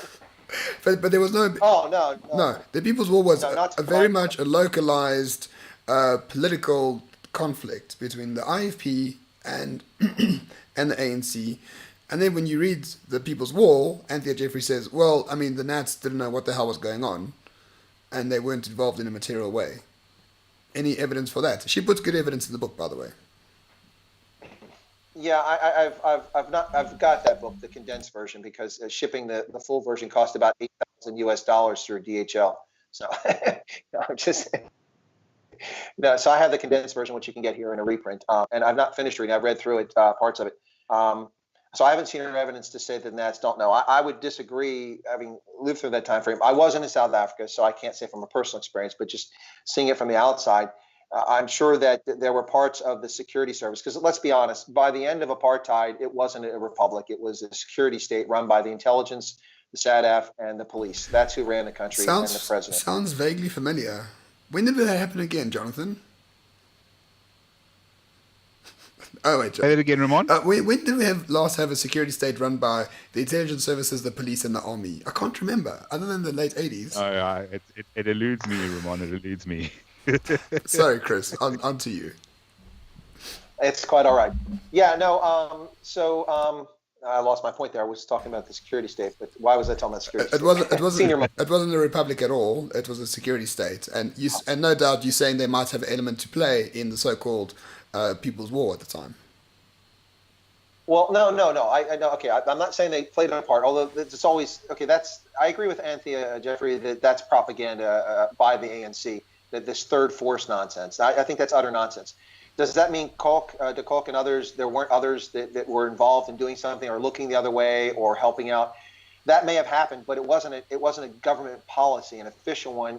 But what was happening between IFP and the ANC? You had to be an idiot and blind not to know that there was a war going on. I wasn't in South Africa. I was a young man. I could see that, and my government saw that too. I don't think that anyone in the National Party can claim they didn't know what was going on is credible. That's my point. Whether they support it or not is a different story. And I don't think there's a lot of evidence to say that the National Party supported the People's War or backed the IFP in any meaningful, tangible way. I haven't seen the evidence. We've heard the myth and the story, but as Anthea Jeffrey says in her book, as you well know, the evidence that myth unravels each time you put stuff up. So I would say that the people that say they didn't know anything about it, that's insane. Now, unlike a lot of people around the world, and they look at white South Africans, they say, because a lot of white South Africans say we didn't know about the horrors of apartheid. Let me quantify that. People saying we didn't know people lived like this, or we didn't see this. For a fair number of white South Africans, that's a true statement. I mean, they lived in a world that was not a real world, and they moved in circles where they didn't see these things. They never even got near a township. They only interacted with people on the farm, whom many farmers treated well, some didn't treat well. They saw a few black people in towns or colored folks, Indians, yada, yada, yada. So that was a true statement. Most of the world can't believe that. How could you possibly not know that? Well, I have relatives who grew up in Nazi Germany, and they didn't know what was happening around them. They did at some point, but they didn't know for a long time. So to me, it's plausible to not know about that, and I'll buy that story. But I won't buy that officials in the government didn't know that there was a war between the IFP and the ANC, a legacy which we're still living with today. Yeah, no, very much so, very much so. Jonathan, on to you, my friend. Sorry, you have a question. Well, I want to get back to. I don't find South Africa that interesting, Ramon. It's a failed state. I do find some insight into the United States side of things also to be quite fascinating. We didn't get on to, obviously 2001 happens. You did sort of allude to the fact that was a long time coming. You know, Al Qaeda was building up and threatening the United States, certainly on foreign soil, for many years prior to 2000. What's your view of the sort of intelligence failures there? Well, okay, this is not an unbiased view. I spent a fair portion of my career as an intelligence officer, so and part of that, and I worked at the National Security Agency. I worked at the Defense Intelligence Agency at the Pentagon. I worked as a tactical and operational and a strategic intelligence officer, and I had the great privilege of writing presidential daily briefs for the President of the United States. That's kind of cool, cool thing to do. So it's not an unbiased view. I look to, when I hear the phrase intelligence failure, usually I don't give it much credence, because intelligence failures are often an excuse by governments to paper over their own failures and blame it on the intelligence community, because people in the intelligence community can't speak up and say, no. Here, look at this. Here's the report I gave you and briefed you on July 5th of 1975, and I told you Saigon was going to fall. You didn't listen to me. That was 6 months before it fell. Are there failures in the intelligence community? Absolutely. But sometimes the failures are a consequence of a system. So, for instance, under the system that existed up until 9/11, parts of the government couldn't share with other parts of the government information they collected from intelligence operations. So, for instance, example, as a counterintelligence agent based overseas, if I came across information that was about an American, I couldn't do anything with it. If it was a military person, if I need it for the investigation, yes. But besides that, I couldn't even pass it to anybody. That was prohibited. After 9/11, these restrictions were eased, and then you could share information. So this is the famous story about, we had information about some of these illegal Saudis who were in the country doing pilot training, and that wasn't shared with the FBI because other agencies were prohibited by federal rules, which could get you in jail if you broke them. So, but when it comes to intelligence failures, here, listen. Okay, so there was a movie with my favorite Steven Seagal movie ever. Because he died in the first 5 minutes. It was awesome. Yeah, he's a Russian stooge now, a real one. I think I know the movie you're going to say. Yeah, it's with Kurt Russell, and the terrorists are flying a plane to DC. Broken Arrow. No, that's not Broken Arrow. That's with John Travolta. That's a different one. Yes, you're right. This is the one I can't think of the name of, but they're flying a plane. I'm going to pick it up because I know what you're talking about, right. And I also hate Steven Seagal. No, but it was my favorite Steven Seagal movie ever. He died in the first 5 minutes. I'm like, this is an awesome movie. I'm going to watch it now. Anyway, so what happened was they fly up underneath, and they connect to the aircraft, and they climb in underneath. Right. It's called executive decision. That's the one. Yeah. You go. Exactly. But the point I'm trying to make, Jonathan and Roman, is this. Hollywood wrote a movie in the 1990s in which they had terrorists flying with chemical weapons into the Pentagon and White House. So how is it that no one thinks it's possible to use an airplane as a weapon to fly into something? There are intelligence analysts in the intelligence community that predicted that airplanes could be used in this way. That's one of the reasons why we had such stringent aerospace controls in the United States, and why if you get a plane anywhere within a certain distance of the White House, there are fighters scrambled to take you down. So what I'm saying is that it's if Hollywood can come up with that kind of imagination just a few years before it happens, imagine what people in the intelligence community with resources at their disposal can do. I don't consider 9/11 to be an intelligence failure. I consider it to be a governmental failure, a failure of governance. We were treating terrorists as a law enforcement issue instead of a military issue. It was a combination of the two. And that's the failure. If we had addressed it as a national issue rather than simply the cops, something the cops are responsible for, then we might have been able to head it off. But let's give it to Al Qaeda. What a brilliant and well-executed plan. They took advantage of all our vulnerabilities, our trust, our free-flowing, allowing people to flow into this country at our borders and live in our countries. You know, you don't have to register with the police in this country. If you live in Germany, you have to register with the police wherever you're resident at. Law-abiding citizens, everyone's registered with the police. If you move to a new town, you don't register with the police, you get locked up for that in Germany. Now, maybe not now with all the migrants floating around, but here in America, you don't have to register with the police. You don't even have to have state-issued ID. If someone asks you for identification, you can refuse because you're not required to carry identification in this country. That kind of trust makes you vulnerable. And they saw that and they took advantage of it and they exploited all of our weaknesses. And that's the failure. It's a failure of governance. Were there intelligence failures? Sure, there were some inside there, but 9/11 is not the consequence of an intelligence failure. That's my perspective. All right. Yeah, well, 9/11 is interesting. A lot of conspiracy theories. I tried to read the commission report, but it's very long and boring. So I still don't know what happened. All I know is that Michael Moore released. What do you mean you don't know what happened? No, Ramon? I know, like, the buildings were blown up by George Bush while he was reading a book to children. I think that's the official story. But Michael Moore released. Sure. I'm just joking. But Michael Moore released a movie, and he said at the time, it was Fahrenheit 9/11, I can't remember what it's called, but at the time, he says the Americans actually flew out, like Bin Laden's very family, like the very next day, on private jets back to Saudi Arabia or something like that. That's all I remember about 9/11. But it had fundamental, okay, enough trolling, but 9/11 had a fundamental earth-shattering element to it, in that it sort of made the point that Sam Huntington was correct in the Clash of Civilizations, rather than Francis Fukuyama's End of History. I'm not sure if you know Sam. I think his name Huntington. He wrote a book called The Clash of Civilizations in '96, I believe. Maybe earlier. Very well. Samuel Huntington is the preeminent political scientist in the last 6 decades. His objective control concept of civilian control of the military is something that is often overlooked, but not by people in the military, but by other folks. Clash of Civilizations, of course, I read when it came out, and I read Fukuyama's End of History, which is the worst title ever because he wasn't saying it was the end of history, and he wasn't saying that he was trying to make a point about a shift, and he should have called it the shift in history, but it wouldn't have sold. It's kind of like, what's his name? Kennedy, the Brit who was teaching at Yale for a long. It's not James Kennedy. That's the guy who owns the rugby franchise in New York. But anyway, Paul Kennedy. Paul Kennedy. He wrote a book which he autographed for me because he came there when I was a senior at Ohio University and autographed the Fall of Western Civilization or Fall of something like that. He kept writing Rise and Fall, Rise and Fall. He wrote all these books, Rise and Fall. And anyway, but Huntington was right in a lot of respects, but what specific point do you mean, Ramon, from that? Because there were more than one point in that book. Well, the rise of religious ideology. Oh, okay, yeah. Yeah, no. Several points, yeah. Yeah, I got you. But the rise of religious ideology, that wasn't exactly new. We've dealt with this in the colonial era with religious insurrections in Africa. We've dealt with this domestically in other parts of the world. So Huntington was right, but I don't think that was particularly prescient. He was prescient about a lot of things, but I think that's, and I don't want to say he recycled it, but that's just something that's going to crop up periodically. As long as there's people of faith and there's differences in belief of faith, that's always something that's on the table. And I religious wars we've seen in the past, and we'll see them again in the future. Anyway, so we see them right now in Mozambique, northern Mozambique, unfortunately. Yeah, very true. And only 20 years ago it was the Troubles, right? The Troubles only ended in '98.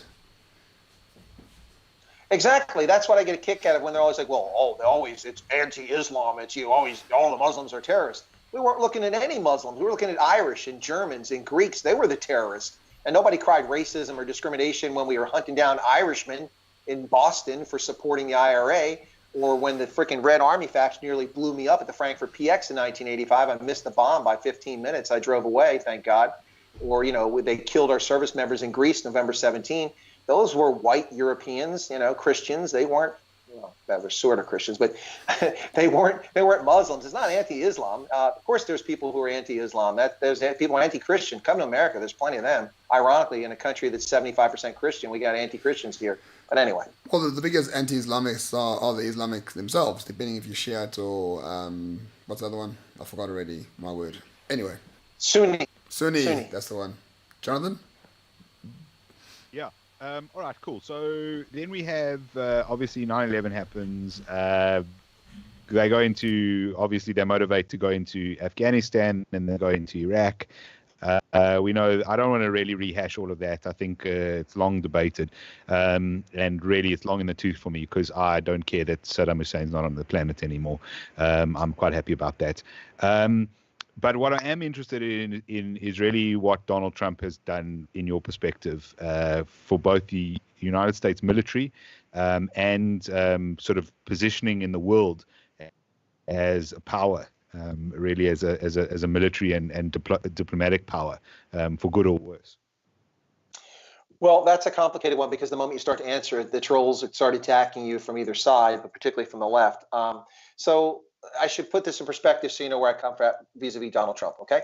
So I have a grudge against Donald Trump that goes back to 1983, 1984. He bought the New Jersey Generals in the United States Football League, which was a competing American football league that was playing in the springtime here, so wintertime for you guys because it was springtime, Northern Hemisphere.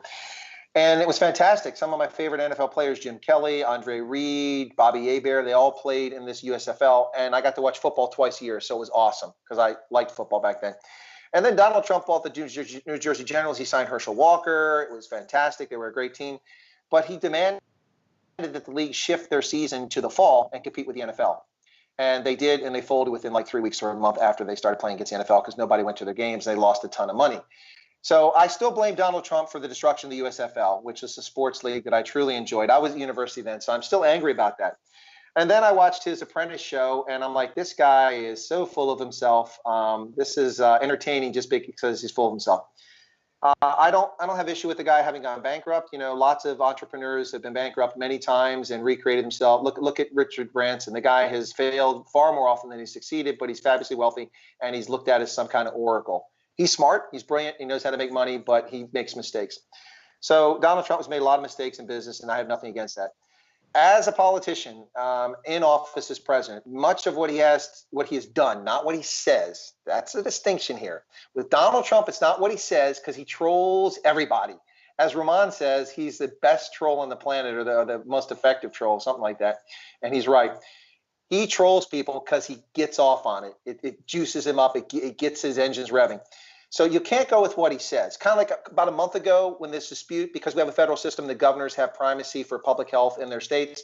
And Donald Trump's like, well, they'll lift the lockdown or we'll make them. How?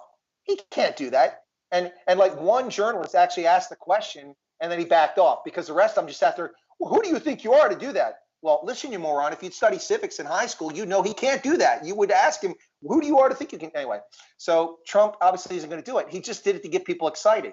Why he does it, I can't answer. And the guy is a bore and a cad at times. He can be very difficult. But that said, his policies, by and large, have got America respected in the world again, geopolitically. People don't piss around with the United States when it comes to things. North Korea is no longer firing missiles over Japan.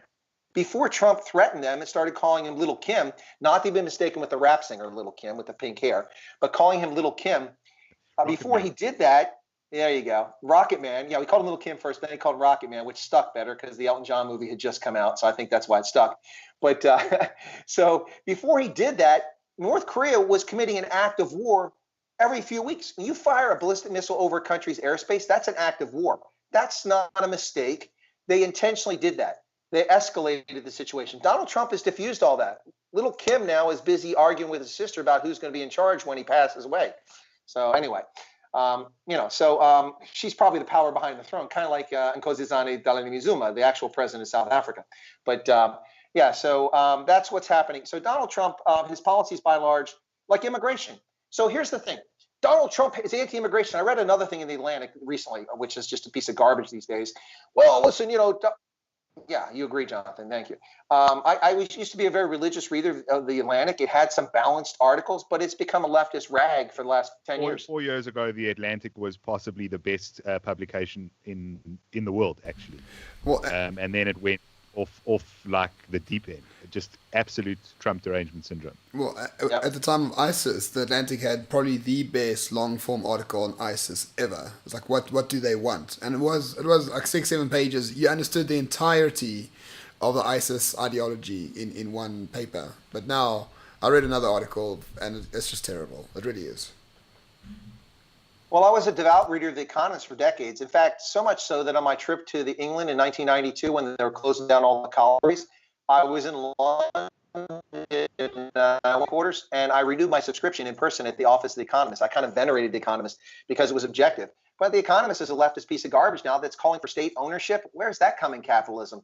They're so anti-Trump, they're so anti-anything in America, it's disgusting anymore. I used to love to read it because it was an external view of America. and a view of the UK, which mattered to me, and the world. And it was the only place I could get every week where I get information on Kyrgyzstan or Rwanda that was objective reporting. But that's not even it anymore. But anyway, back to Trump. So with Trump, you have to go with the actions. He says stuff and then he never does it. And I was going to give you an example of that, and I got off track about what the example was. I gave you the one, but anyway, you can't. Anyway, it'll come back to me in the middle of the conversation. Sorry, there was a good point I wanted to make, so I'll get back to it. Go ahead. Yeah, well, I just want to say the thing about Trump, and I think which is vastly underappreciated, is that he's actually quite dovish on foreign policy. Ironically enough, right? Ironically enough. And Thaddeus Russell, who's a very well-known socialist historian who I like a lot in American, who was a professor at Columbia for a long time before he got kicked out when he got woke, he wrote a piece and he did a podcast about American foreign policy determines internal policy. So freedom of speech gets curtailed with that don't shout fire in a burning theater. That was an example in a case about a draft dodger. He was handing out anti-war pamphlets, right? And the Americans took him to court, and the court said, well, this is actually free speech, or the minority judgment said.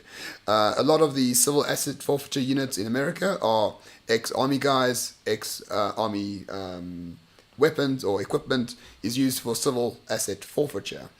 So a lot of the foreign policy dictates internal policy, and the fact that Trump is dovish on foreign policy makes internal policy a lot more constitutional. Well, that's his argument. That's an interesting one. I haven't heard that. I'm not so sure I agree with it, but I think there's some good points to unpack there. But I remember my point now. So the issue with Trump. So Trump is anti-immigrant. He hates immigrants. He's a racist.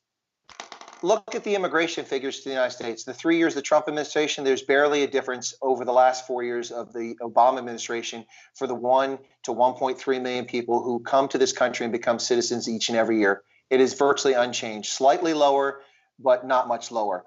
And look at the number of refugees we've taken in habitually. We average 75 to 150,000 refugees around the world each year who apply for asylum and come to this country. There is not a single country on our borders, although unless you could take the drug war into context from Mexico and say the Mexicans could legitimately claim asylum based on their security there. That would be a legitimate argument.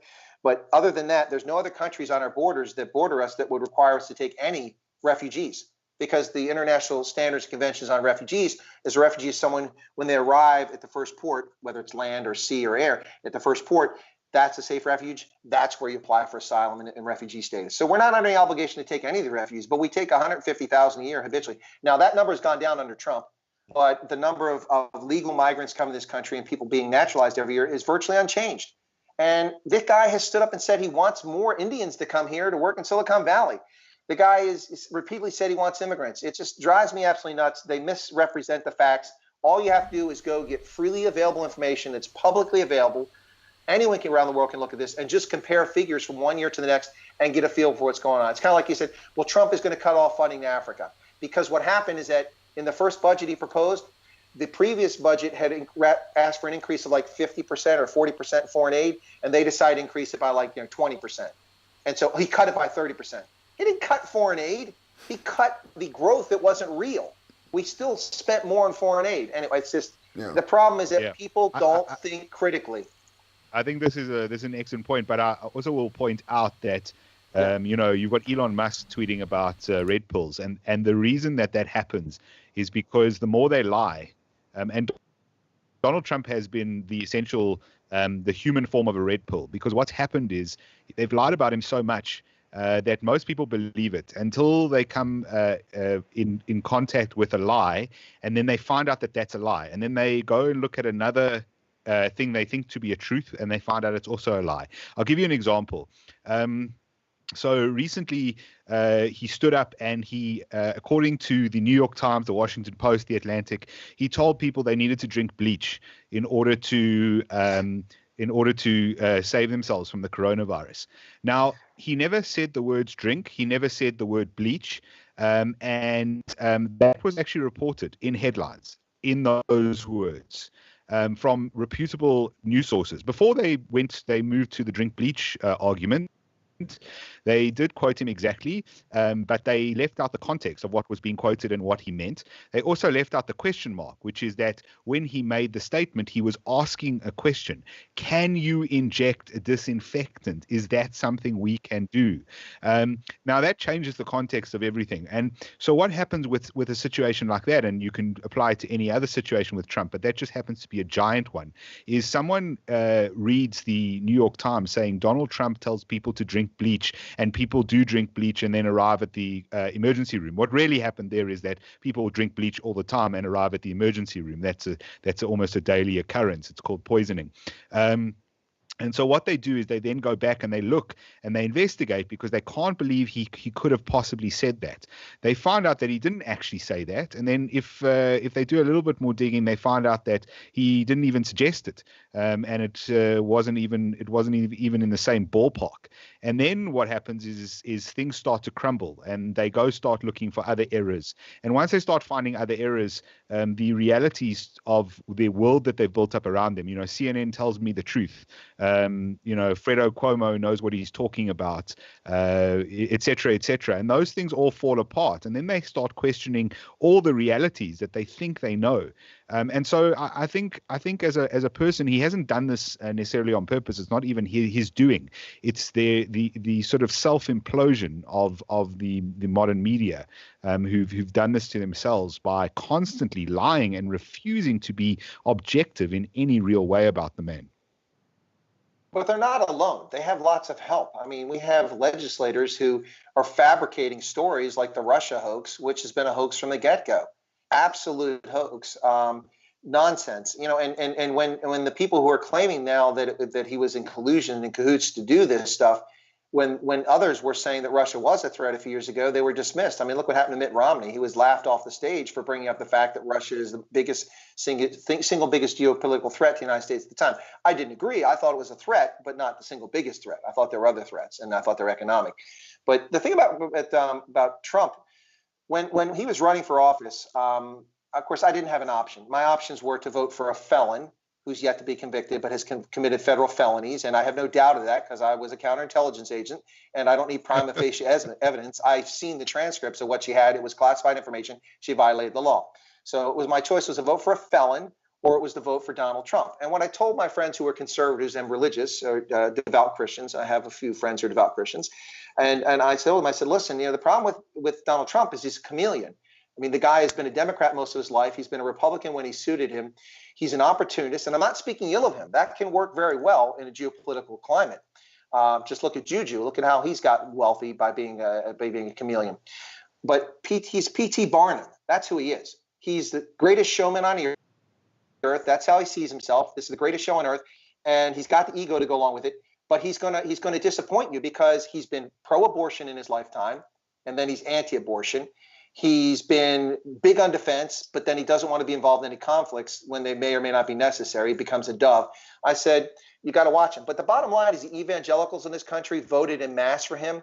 A higher percentage of evangelicals voted for Donald Trump than any political candidate in the history of the United States since polling has been done. He got 90%, something like that, 80, 90% of the evangelicals. And they're on both sides of the aisle, Democrat, Republican, not just Democrat, Republican. He got the evangelicals because their pastors, their priests, said to them, this guy has to save the Supreme Court. And this is the most important issue. Whatever else he does, you have to save the Supreme Court. And because of the appointment of the more recent appointments under the Obama administration, that won the day. And thank God that did, because we would be headed down a very different path. I mean, we get the guy or the woman who was in part responsible for the debacle known as the Arab Spring because her boss encouraged that nonsense, telling people to rise up against their regimes. And hundreds of thousands of people died, yeah. And anyway, it just goes on and on. Sorry, Chris, just talking about the Supreme Court, how is what's her name, Beta Ginsburg these days? I haven't seen her around recently. The notorious RPG, Ramon, please. Sorry, notorious RPG. Is she on a ventilator in time for the next session? We haven't seen her in the public eye. I know that she fell. She's the only 140-year-old woman not to die from COVID. I think the problem is that all of the ventilators that we gave to New York cut her off from access to a ventilator. I think that's the issue. No wonder the death rate's so high in New York. It's all gone to RPG. There we go. Point proven.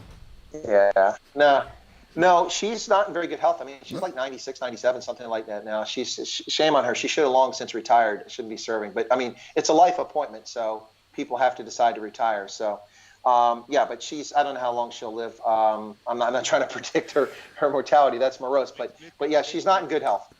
Let's be honest. If Biden were to win the general, Ruth Bader Ginsburg retires on the 21st of January, 2021. I mean, I think I think that's almost a guarantee.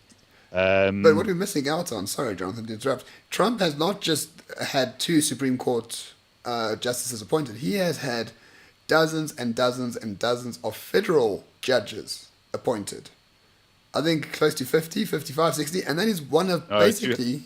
200. No. It's 200? 200. Yeah. Oh, geez, okay, I'm way off. It's over 200 now. And that is probably his greatest coup, like by far. And that'll be his... Yeah. That and the U.S. Space Force will be his legacy if he doesn't do anything else. Those 2 things will be his legacy. The Space Force, much like Kennedy putting a man on the moon, people laughed at him, but we did it. And there is a need for the Space Force. We were already doing the work. We just didn't have a command specifically called that. That was at the Joint Chiefs of Staff level. Now we do. And you guys are looking at me like he must be smoking crack or rolling a Zol. No, I'm on your page. I'm on your page. I think space, is to borrow from media is the next frontier. This is what happens when people's all they talk about space forces. That's right. And the reality is if you know a little bit about the development of missiles and where they're going next, they're going into space where they essentially, it is sci-fi stuff, but it basically gets shot from satellites in space, so that you can shoot an intercontinental ballistic missile to anywhere essentially. That's some of the stuff that's happening. And then there's a whole bunch of other issues that come into it in terms of guarding borders and spying and the rest of it. So I'm on your page on the Space Force side of things. I just want to get back to the military stuff just quickly. Because you talked about Hillary Clinton, and I think, I actually was accused the other day of bringing up a conspiracy theory when I mentioned the word Benghazi. And I find that to be, unbelievable, that now it's now a conspiracy theory that, this actually happened. The film that was done about it, I forget the name of the film, but it was a great movie. 13 Hours. Michael Bay, come on. Has he made a bad movie? Yeah. No, he hasn't. Except for Transformers 2. That was awful. Holy hell. Other than that, everything else fun. Good film, obviously a film, but the reality is some of the stuff in that film was absolutely true. And one of the things that I found horrifying when I went and sort of researched more after that film, which I wasn't aware of, was the fact that they asked for support and were denied it for several hours. And that decision was made at a very high level, if not by Hillary Clinton herself. Well, here's the thing. So I was in the Africa Command area of responsibility working in Africa when this went down. And I wasn't privy to the operation, but I am aware that there were forces of ground. But the problem is that our combatant commands, most of them don't traditionally have combat troops, ships, and aircraft assigned to them. AFRICOM is one example of that. SOUTHCOM is another. So there's no bases full of troops. Now, the exception for AFRICOM is that in Djibouti there are U.S. troops, but that actually was there before AFRICOM was created. I got a book coming out from Stellenbosch. I'm waiting for it to be published, and I wrote the lead chapter about the history and formation of the U.S. Africa Command, in which I dispel myths on both sides of the aisle about why it exists. One side says it was only created because of this hysteria over counterterrorism, and the other side says it was simply created to abrogate African sovereignty. They're both full of cock. They don't know what they're talking about. And I present the evidence and make the case. But that's a book. I'm waiting for it to come out from Stellenbosch. Apparently, one of the chapter authors was in Italy when COVID-19 went raging there. So we don't know the status of that. But I'm waiting for Stellenbosch to produce that. Anyway, but gosh, I got off my track again. Sorry about that, guys. I'm getting old here. No, just on Benghazi and in terms of what happened. Yeah, obviously, Benghazi, she blamed it on a YouTube video, but I'm more talking about once it was going down and the fact, right. Number one, the support that wasn't given, and number two, then the denials afterwards. Yeah, well, the denials are just disgraceful. They're just, it's just a cover-up is what it is. And I'm not speaking from inside government, I'm talking from outside government. But I can say this, is that there was a special forces team that was training with troops somewhere in the Balkans. um, but they belong to the European Command, which has 5th Special Forces Group, which is based in Stuttgart. It used to be based down in the Alps, but they moved it up to Stuttgart many years ago, about 25 years ago. So the 5th Special Forces Group is there. It's available to the European Command because it's organic to the European Command, as are the Air Forces in Ramstein and the Navy forces in the Fleet, 6th Fleet down in Naples. All of them belong to European Command. Africa Command was formed out of European Command, and it brought only the staff that it created. It didn't bring troop units. So when it needs troops, it has to go to the Joint Staff in D.C. and say, hey, we need this capability. So there was no capability on hand that belonged to them that could be deployed. So the delay that took place was a combination of things. It was a refusal, but it was also a delay in that these troops didn't belong to Africa Command. They had to reach over to European Command. Now, they're in the same town, Stuttgart. They're like 15 kilometers apart. So it wasn't complicated, and that wasn't the big delay. The troops were denied. I will say this about it. General Carter Ham, who was the commander of Africa Command, I worked for him, left his command a year early, and he wasn't fired. We were told it's because his wife was in poor health. The famous, I think it's called the Clinton disease, right? Anyway. I saw someone in the comments saying you need to be careful, Chris, because you're going to unfortunately going to commit suicide with 6 bullets. Well, the way you do that is you lock your finger on the trigger with a string, and it just pulls it automatically. That way, it really is the case. Did Hillary teach you that? No, Vince Foster. Ooh.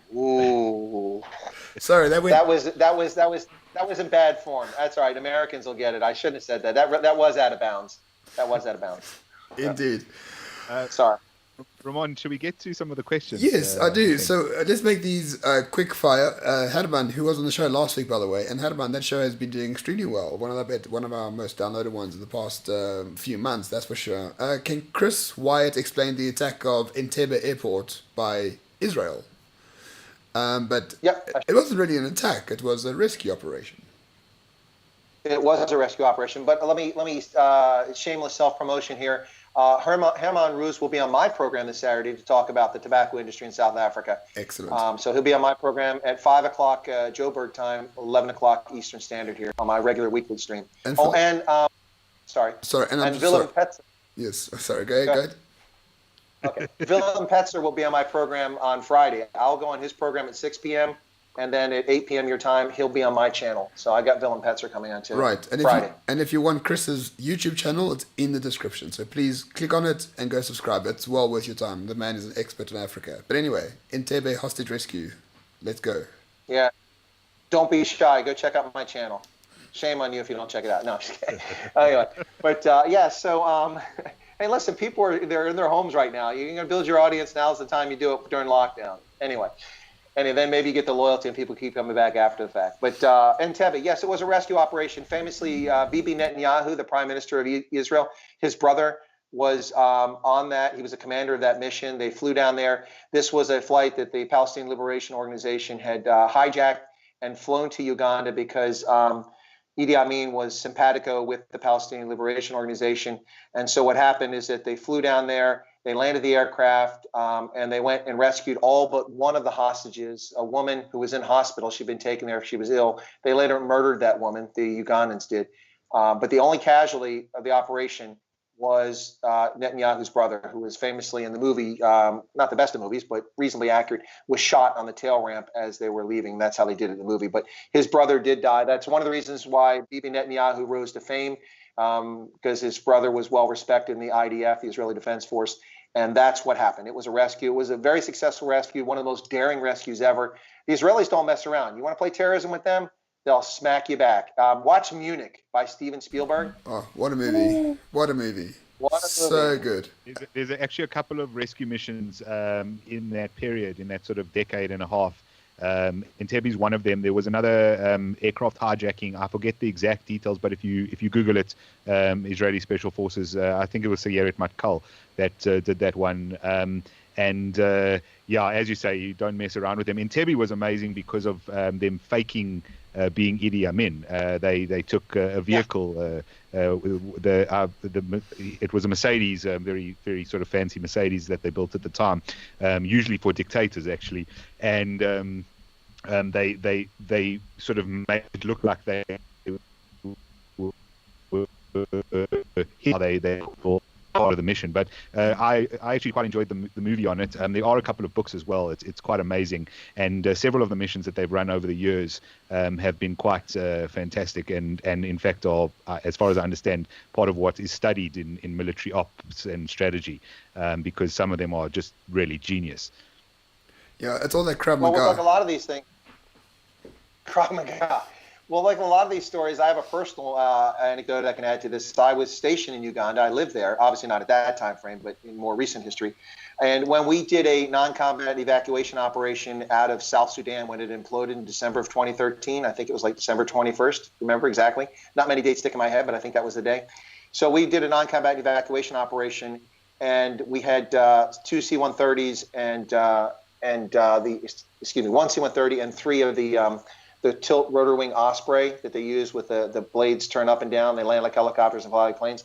Special operations flew up to Bor in South Sudan to pick up Americans. And on the way in, they were fired on by both sides, RIEC and Kier. Both of their forces fired at the Americans, even though they're supposed to negotiate a peace agreement that they would let them land and take these Americans out. So they flew back and they came in and they landed on what was the same spot where the raid on Entebbe took place, because that's the military side. They've subsequently, decades later, built a commercial side of the airport on the south side, so the terminal's over there. So this spot here where they came in is actually where President Museveni's private plane parks at, and it wasn't there at the time. So I was at the airfield to greet them. And by the way, there was a South African C-130 there, too, to take your nationals out of South Sudan as well. They flew up with Durko's private jet for the director, the minister, and also with the C-130 with 78 SANDF personnel on board, a few doctors, because I came over and said, "What are you guys doing here?" As we're waiting for our aircraft to come in. And I said, "Listen, I got 3 inbound aircraft have been hit. I've got at least 3 wounded, 2 critical on lead aircraft. We're going to triage them here. We've got this C-17 here with the turbines turning, and as soon as they get triaged, they're going on that and they're flying to Nairobi, because there's no level 1 trauma center in all of Uganda, so they're going to Nairobi." Anyway, so the South Africans are like, "Hey, listen, it's if I need to enlist you, can I get you? Like, we're on board, and we're ready to help." But so we did the operation. We had 3 wounded, so it just turned out to be 4.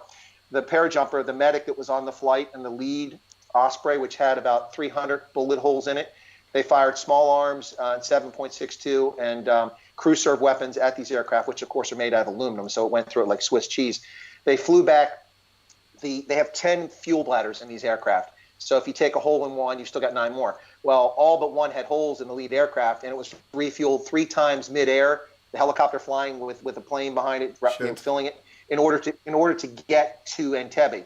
Because if it landed, it never would have gotten in the air. Those aircraft sat on the ground for 3 months being repaired in Entebbe, because they're such a unique aircraft, and the parts aren't like going to Pick and Pay or going to freaking Game City. Incredibly unreliable. They're very reliable. That's a myth. That was the development. In operation, they've been very reliable. But anyway, so I was there for that. We triaged those guys, and the medic. I got on the tail ramp with the Special Forces commander, and I said, "Look, you guys get ready to go?" And he said, "Yeah, I'm deciding whether I should take the PG." I said, "Take him with you. He's the guy that's been treating them for the last 2.5 hours. He knows the condition. Get them to Nairobi. For continuity of care, leave the guy that's been treating them." And it's a good thing he went, because they got to Nairobi. I called the attaché there. The Kenyans cleared the highway in town. There was an escort of military police and local police. They drove right from the airport to the major trauma center. They got him in there, and then when they got in there, the paratrooper, the medic, the parajumper's there, and he's like, "Oh, my back's bothering me," and he took off his body armor. He'd had shrapnel or a bullet that came up under when he was turned, so he was wounded. So his adrenaline kept him going to treat these guys. He did direct transfusion to save a guy's life, because he ran out of plasma. For 3 hours flying down there, limping along the air, took someone's blood straight into it and kept another guy alive. Of course, these teams, they all know each other's blood types, so that's, they know ahead of time. But did an amazing job.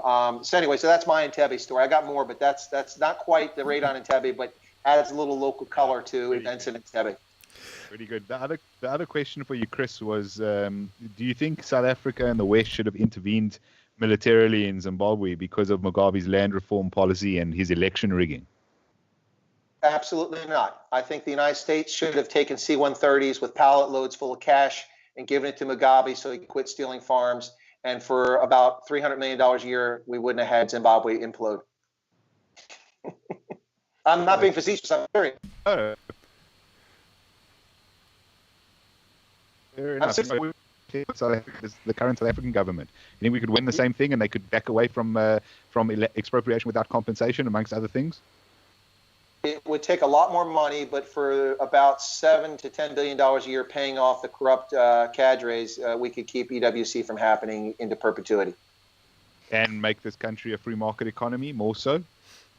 No, I don't think so, because they think their path to power is an uneducated, ill-informed electorate that is dependent on the state. I'm convinced of that. For a long time, my layman's explanation of South Africa to non-South Africans was this. I said, listen, the thing about the ANC is this. Now, bear with me, okay? This is not science, and I'm not making this claim, but just to explain this to people outside South Africa. I said, the thing about South Africa is that 60% of the ANC, now this is not today in 2020, I'm going back to before the Polokwane massacre, okay, which is what I call the removal of Thabo Mbeki. I'm not a fan of Thabo Mbeki, but I call it the Polokwane massacre because that's when South Africa went off the rails, the current version. So before the Polokwane massacre, I told people, I said, listen, 60% of the ANC are committed, multiracial, capitalist market economy, and patriotic South Africans who just want to improve life for everybody.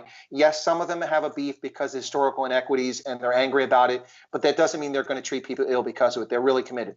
40% of the ANC are dyed-in-the-wool leftist socialists, kill all the white people, drive them to the ocean, and nationalize everything.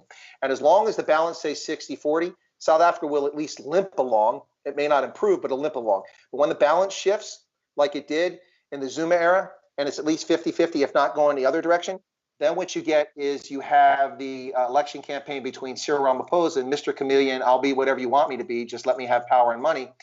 And you have Nkosazana Dlamini-Zuma, who thinks that she can control everybody's health by not letting them buy cigarettes because she used to be a useless health minister. And you have the Zuma faction that want to steal everything. And you have the Ramaphosa faction, which is full of people who foolishly think that Ramaphosa was the answer. He's not. There are other better qualified people in the ANC that actually could lead that party. Let's bring Trevor Manuel out of retirement and let him do something. That's never going to happen. But there's somebody in the ANC who could actually lead the ANC. But the ANC is not the ANC we grew up with, so to speak. And even that wasn't the ANC, you know. See, I had a lot of respect for the ANC before the mid-'80s when they started the nonsense in Soweto in the 85 riots. I mean, there were times in its history. Now, to be fair, people say, well, yeah, that's when they were quiet because they were muzzled and they weren't doing anything. Okay, but I'm going back to 1912 for the formation of the African National, the Native Congress, anyway, became the ANC. They had a lot of good stuff throughout their history.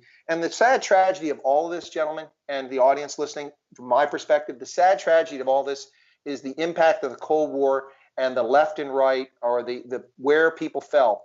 If we had supported, it's the same like in Vietnam. You know, Ho Chi Minh came to America and asked us for our help to get the French out.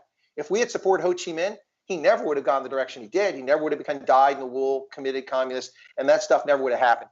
At least it wouldn't have played out the way. But if we had supported the ANC, and we would never have supported the Pan-African Congress, they were just leftist, you know. But if we had supported the ANC back in the day, they likely would never have migrated to the left and looked to the Chinese and the Soviets for support. They were friends of convenience. But the sad part is they were friends of convenience for so long that these people have learned their ways. And their ways have been proven not to work. But that's what the ANC is steeped in. I have been hoping, and my argument for the ANC is that eventually the fossils, the troglodytes from the liberation era who are steeped in leftism will die off and leave the stage. But it ain't happening. Now we got generations of South Africans who don't grow up with the ambition to become a policeman, a fireman, a farmer, a doctor, a lawyer, a media illustrator, a journalist. No, they want to be a cadre because that's how you get your hands on the tenders and you can steal money. And that's how you become successful and powerful, just like much of Africa, through political power. Political power should be people from civil society going into government to contribute something they've learned in civil society to represent society. But that's not, this is a path to power and influence, and that's the wrong way for things to be. Not that we don't have people like that here, but when most people are that way, that's what you have, and that's what you have with the ANC these days. Yeah, especially when you fill up the institutions with those sort of people as well, to be honest. Chris, just a last question from me. Okay, based on in South Africa now, we are in a military curfew. We've got the NCC controlling absolutely everything. We've got the Communist Politburo telling us what clothes we can buy, which banned e-commerce for weeks without any reason, destroyed hundreds of thousands of jobs, are letting people go hungry, want to centralize all charity work in terms of food parcels. What do you see? I don't want you to make a prediction, but like if you look at certain scenarios, what do you see happening in South Africa come 2024 and most importantly 2029 election? Will South Africa even exist as a fundamental state by then? Well, it's a very serious question. You can't allow people to start, particularly people in townships or rural areas who don't have access or can't work, who can't raise money now. What I find especially distressing in all this, aside from the fact that the government is criminalizing normal conduct, I mean, seriously, the charge against the gentleman with his partner, who I think is from Eastern Europe, and they had the toddler on the beach, is the actual charge on the charge sheet was sitting on the beach. Are you freaking serious? That's insane. But that, aside from that being distressing, the reports I'm hearing from South Africans I know and the things I'm reading in the press about South Africans who are trying to help less fortunate, particularly white South Africans, but not exclusively white South Africans, who are being arrested because the government only wants the government to be responsible for handing stuff out. And of course, the excuse they'll use is that, well, you're not using hygiene measures and it's dangerous. That's cock. That's utter nonsense. This is nonsense. And that disturbs me greatly. I don't know where South Africa will be because we have to get through 2021 first. In 2021, as I shared on Ronaldo's program, all things considered, and no, not the National Public Radio program, All Things Considered, but I like the phrase, all things considered, in a normal situation, the ANC is showing its backside to be bare. The emperor has no clothes on. They're drifting from one thing to another, none of which makes any sense. All opposition parties should be making videos of all the nonsensical comments and the decisions being made by the government of the day today, and be prepared to run a strong campaign against the government's rule to show that the government's incompetent. All you have to do is show the examples. The e-commerce ban is absolutely nonsensical. And the Minister of No Trade, Patel, telling the world that it's because it's unfair to bricks and mortars. Well, I think it was Gareth Cliff who made the point. It was the same point I made, but I don't have the same platform and stage he has. You know, was it unfair for the horse and buggy to be displaced by the internal combustion engine? Is it unfair for the abacuses to be replaced by a calculator and that to be replaced by a PC? Get over it. It has been since 1994 that Mosaic came out and the graphical browser was available. It was 1995 when Amazon was created, one of the wealthiest valued country on the planet today because of COVID-19, perversely. But it has been 26 years. Why aren't these companies adapted to e-commerce? TrueWords has e-commerce, but we see its sycophantic CEO agreeing with Minister of No Trade, Ibrahim Patel. Oh, they've consulted with us. These are great recommendations. We don't think people should be able to buy bikinis.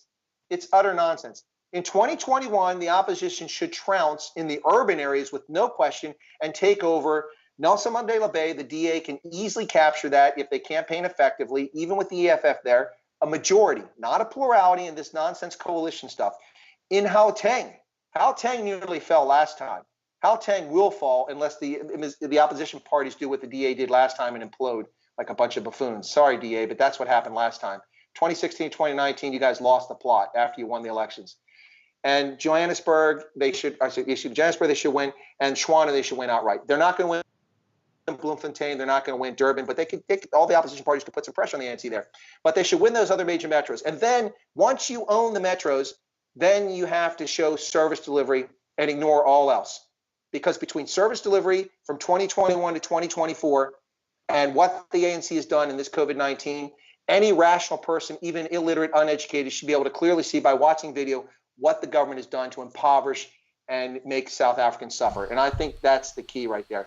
And there's a little piece to it. Let me add one more piece before I talked to Ronaldo's program that night. I said, listen, you've got the ANC that had 12 million plus votes in 94. They've never come close to that total since. They're down to 10.5 million in the last election.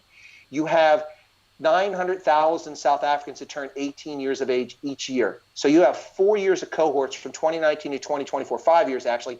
That's 4.5 million South Africans. Now, not all of them vote. Some are dead, but you're going to have probably about 3.8 million people who could vote. Those are new voters. Those are born frees. If you're the EFF, if you're the Freedom Front Plus, if you're Patricia DeLille's party, whatever that is, it's called today, she keeps changing parties, or if you're the DA, you ought to be focusing on the born frees who are coming of age. You ought to be focusing on the 3 to 4 million people who no longer bother to vote, and the DA ought to be going out specifically and recouping the 450,000 votes they lost in the last election. If that happens, the ANC will lose the municipal elections in 2021, and they will lose the majority in 2024. Whether another party gets the majority is a question, but they will no longer be the majority party in 2024 unless the country breaks into civil war as the consequence rest of this night. And just to draw a parallel, which is that denying people food in modern day, in present day, sounds very similar to what you described in Somalia with the warlords. It's the same kind of behavior. Just last thing from me, which is I saw in the chat as well, there was just a question around your view on the whole coronavirus and COVID. I obviously don't want your medical opinion on the virus itself or whatever it is, but your view on, you've already alluded to the fact that you think a lot of the regulations here are ridiculous. Your view on the reaction here, the reaction in the United States and across the world, and whether in general we've moved in the right direction or the wrong direction. It's interesting because the press is almost universally lauding South Africa's amazing example on how to address this. And I sit back and I shake my head. First off, we don't know whether it's effective because no one's testing anyone. I mean, literally, the numbers are not sufficient to get a good grip on what's going to happen. How many people in Alexandria have been tested? How many people in the Cape Flats have been tested? How many? The list goes on, and even in the metro areas themselves proper. So that's the first issue. The second issue with this is that, listen, it was a new disease, at least to us, maybe not to the Chinese, but it was new to us. We didn't know, the world. And so the Chinese mapped out the RNA for this virus on January 3rd. On the 9th of January, they announced to the world that they confirmed the RNA virus. They had the DNA, the code, and they would share it. They waited till the 12th to show it. In the meantime, 3 to 5 million Chinese got out of Wuhan. So governments didn't know better. And I did a video recently in which I was very angry, but I was much calmer than I am right now. I did it after midnight, so I wouldn't be too excited. I kept the sugar and caffeine away from me. I wasn't drinking Starbucks, so I could be balanced. And this was because our governor in the state of Pennsylvania called business owners and local officials at the county and local level cowards in the face of the enemy, and that they were deserting because they are begging for him to lift his draconian sanctions on businesses and let business get back to work because people are starving in the state and jobs are falling away. So I did a video which I thought was measured, and I asked a couple people who are not American and a couple who are American to look at it and say, listen, was I balanced? I mean, did it come out even? I was trying to be even, objective, and not finger point. Anyway, my point is that here's my point in that video. Governments have habitually, and the World Health Organization and the Chinese Communist Party habitually gotten the information wrong. Here's a short list of things they told us to be true, and we're supposed to believe on faith. And we did. We bought it. We agree with it. And I'm not arguing for, pitchforks in the streets or tarring, feathering officials or civil disobedience. What I'm saying is that we have a right to question. We are the governed, not the serfs. The government governs with our consent. We're not North Korea. We're not Tehran, Iran. So here's the deal. These are some of the things. They told us the fatality rate was 3.2 to 3.4%. That is a very hot. Now, I have a lot of experience in epidemiology and virology. That's part of what I've done in years, fighting HIV, Ebola, and stuff like that. But I'm not a medical professional, though, so I'm not making that claim. Anyway, so they told us 3.2, 3.4. That's an astronomically high figure. Now, Ebola famously, when we first saw it back in the day, was killing 90% of people infected. The most recent version, though, in the Mana River region of West Africa was 30 to 40%, which is still pretty scary. But 3.2 is astronomically high. Influenza, by comparison, here in the U.S., kills about 1/10 of people who contract it each year. So this year, they projected 35 million Americans would get influenza at least once, and that we would see 1/10 die. 22,000 would die from that. That's a high number. Now, they told us that. What we're finding out based on studies, we saw this from anecdotal evidence, but now we're seeing actual scientific studies, like in Florida, where they tested 6%, or they tested a group of 8,000 people, and 6% of people who never went to a hospital, who never had symptoms, tested positive for the antibodies. So they had the virus. So you extrapolate that over the population, and you have a much higher number of people who've had it than they've talked about. And the death rate drops significantly because it's no longer 3%. It's down in the 0.2 to 0.1, 0.2 to 0.1%, much closer to influenza, a little bit higher, but much. So it's not the disaster. They sold us that we had to shut down and lock down because it was going to kill everybody. They were wrong. Okay, they're allowed to get it wrong, but they can't preach to us they know everything and tell us we have to sit in our houses, eat cock, and live in the dark like mushrooms while they make us lose all our jobs and starve. They got that wrong. They told us that you can't pass it human to human. Look at the World Health Organization's website. It's still up there from January. You can't pass it. They said that with a straight face. Dr. Tedros on the 31st of January said the Chinese response has been remarkable. It's laudatory. Meantime, they're lying to us about it. You can spread it human to human. Then they told us you can't spread it to your pets because they can get it. They told us that. I see you're laughing, Jonathan, but they did tell. These are not things I'm making up. These are public declarations. There's records on this stuff. That's what kills me about people who lie. It's all in the press. You can find this stuff. There's video evidence and people saying these things and transcripts. So they told us that was wrong. The list continues. They told us hydroxychloroquine doesn't work simply because Donald Trump had the temerity to say, hey, we should try this. After the French had already done a study in February and proved the efficacy of it for people who take it early on. Now, apparently, the state of Arizona here has told the Centers for Disease Control, futsek, screw you. We are not listening to the federal advice. The public health authorities in Arizona are giving hydroxychloroquine to patients who are in the early stages of infection who test positive for it. And they're having over 90% recovery rate from it as a consequence of doing that. I've taken hydroxychloroquine for the better part of the last 30 years to not get malaria. But now my Centers for Disease Control is telling us that it's a dangerous drug that causes serious heart issues, and it can only be administered in a hospital setting. Well, I was in the hospital setting when I was sitting in the jungles of Africa taking this crap so I wouldn't get malaria. Anyway, my point, I'll sum it up because that's going on a bit. My point with this is that governments have habitually been wrong. We as citizens, the governed, and they govern with our consent, should be able to ask questions and the authorities should be able to answer them. But no, governments, including here at the federal and state level, local, and in South Africa especially, are telling us, just be quiet, you don't know what you're doing. If you question this, you're just a malcontent, you're just a troublemaker, and you're wrong.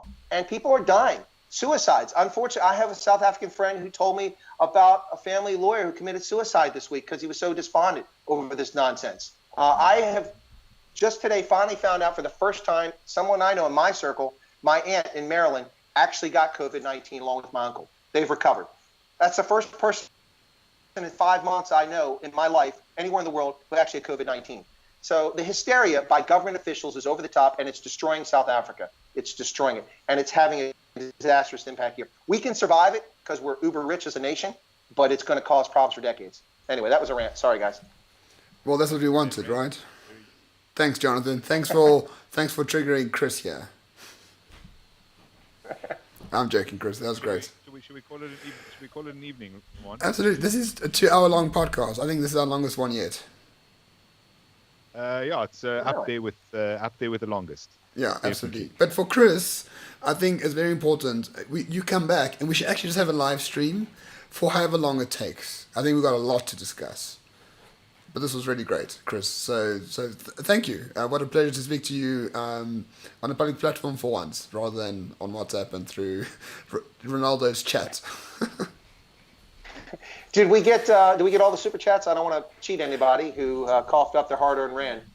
We only have 2 super chats, and we asked them both. People are stingy and poor in South Africa, unfortunately, Chris. Well, they're not poor with Ronaldo. They just throw stripper cash at him like, there's no tomorrow. Well, yeah, I can't really explain that because, we were around before Ronaldo and, he's just basically capitalizing off the sweat of our brow. But that's okay. It's okay. We'll forgive him. He lives in PE. He has to make up for it, I guess. So, we can't all live in good places.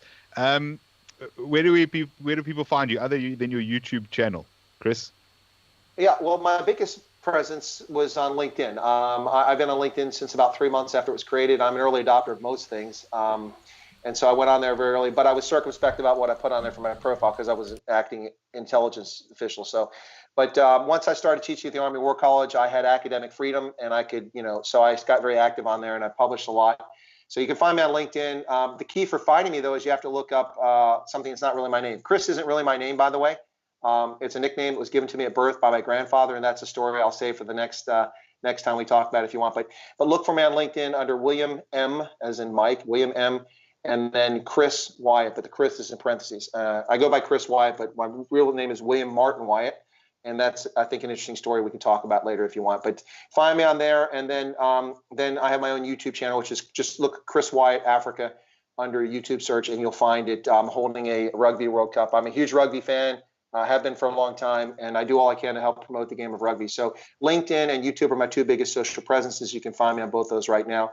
And you can now find me on showing up on other people's programs, too, being interviewed. So, but find me on regular, just find me on YouTube, and Chris Wyatt Africa. Cool. Well, on our side, as always, Ramon and myself on Twitter at Roman Cabernet, myself at Jonathan _ website, report on Facebook as well, page and group. And then if you're watching this on YouTube, or if you're listening to this and you think you might enjoy watching the YouTube channel, please subscribe. We need more subscribers. As I say, we've been around a long time. YouTube was not our primary area of focus. Audio downloads has generally been, but we are doing a lot more in terms of the video side of things. So please do subscribe to the channel. Be much appreciated. Anything from you, Ramon? No, just go to Morning Shot, which has far more subscribers than Renegade Report. But other than that... Please, Ramon. What? Enough self-promotion. Enough self-promotion. I'm allowed to. But I'm going to wear one of those shirts next time that Ronaldo's making. Oh, one of those shirts. You've got to get the coffee mugs, too. Get Germ's coffee mug. No, that's a Ponzi scheme. Yeah. No one gets those mugs. So Germ's actually Albanian then. It's a Ponzi scheme.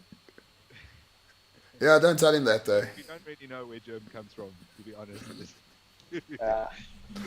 Well, if I could say it before we go out, so I'd like to say Kia Laboa, Hosiami, and Boroko to everyone. So. Is that a recipe? I'm sure there's some Swana. No, that's Swana. I'm joking, yeah. Excellent. Chris, Wyatt, thank you so much, guys. Please do follow him. Link in the description below for his stuff.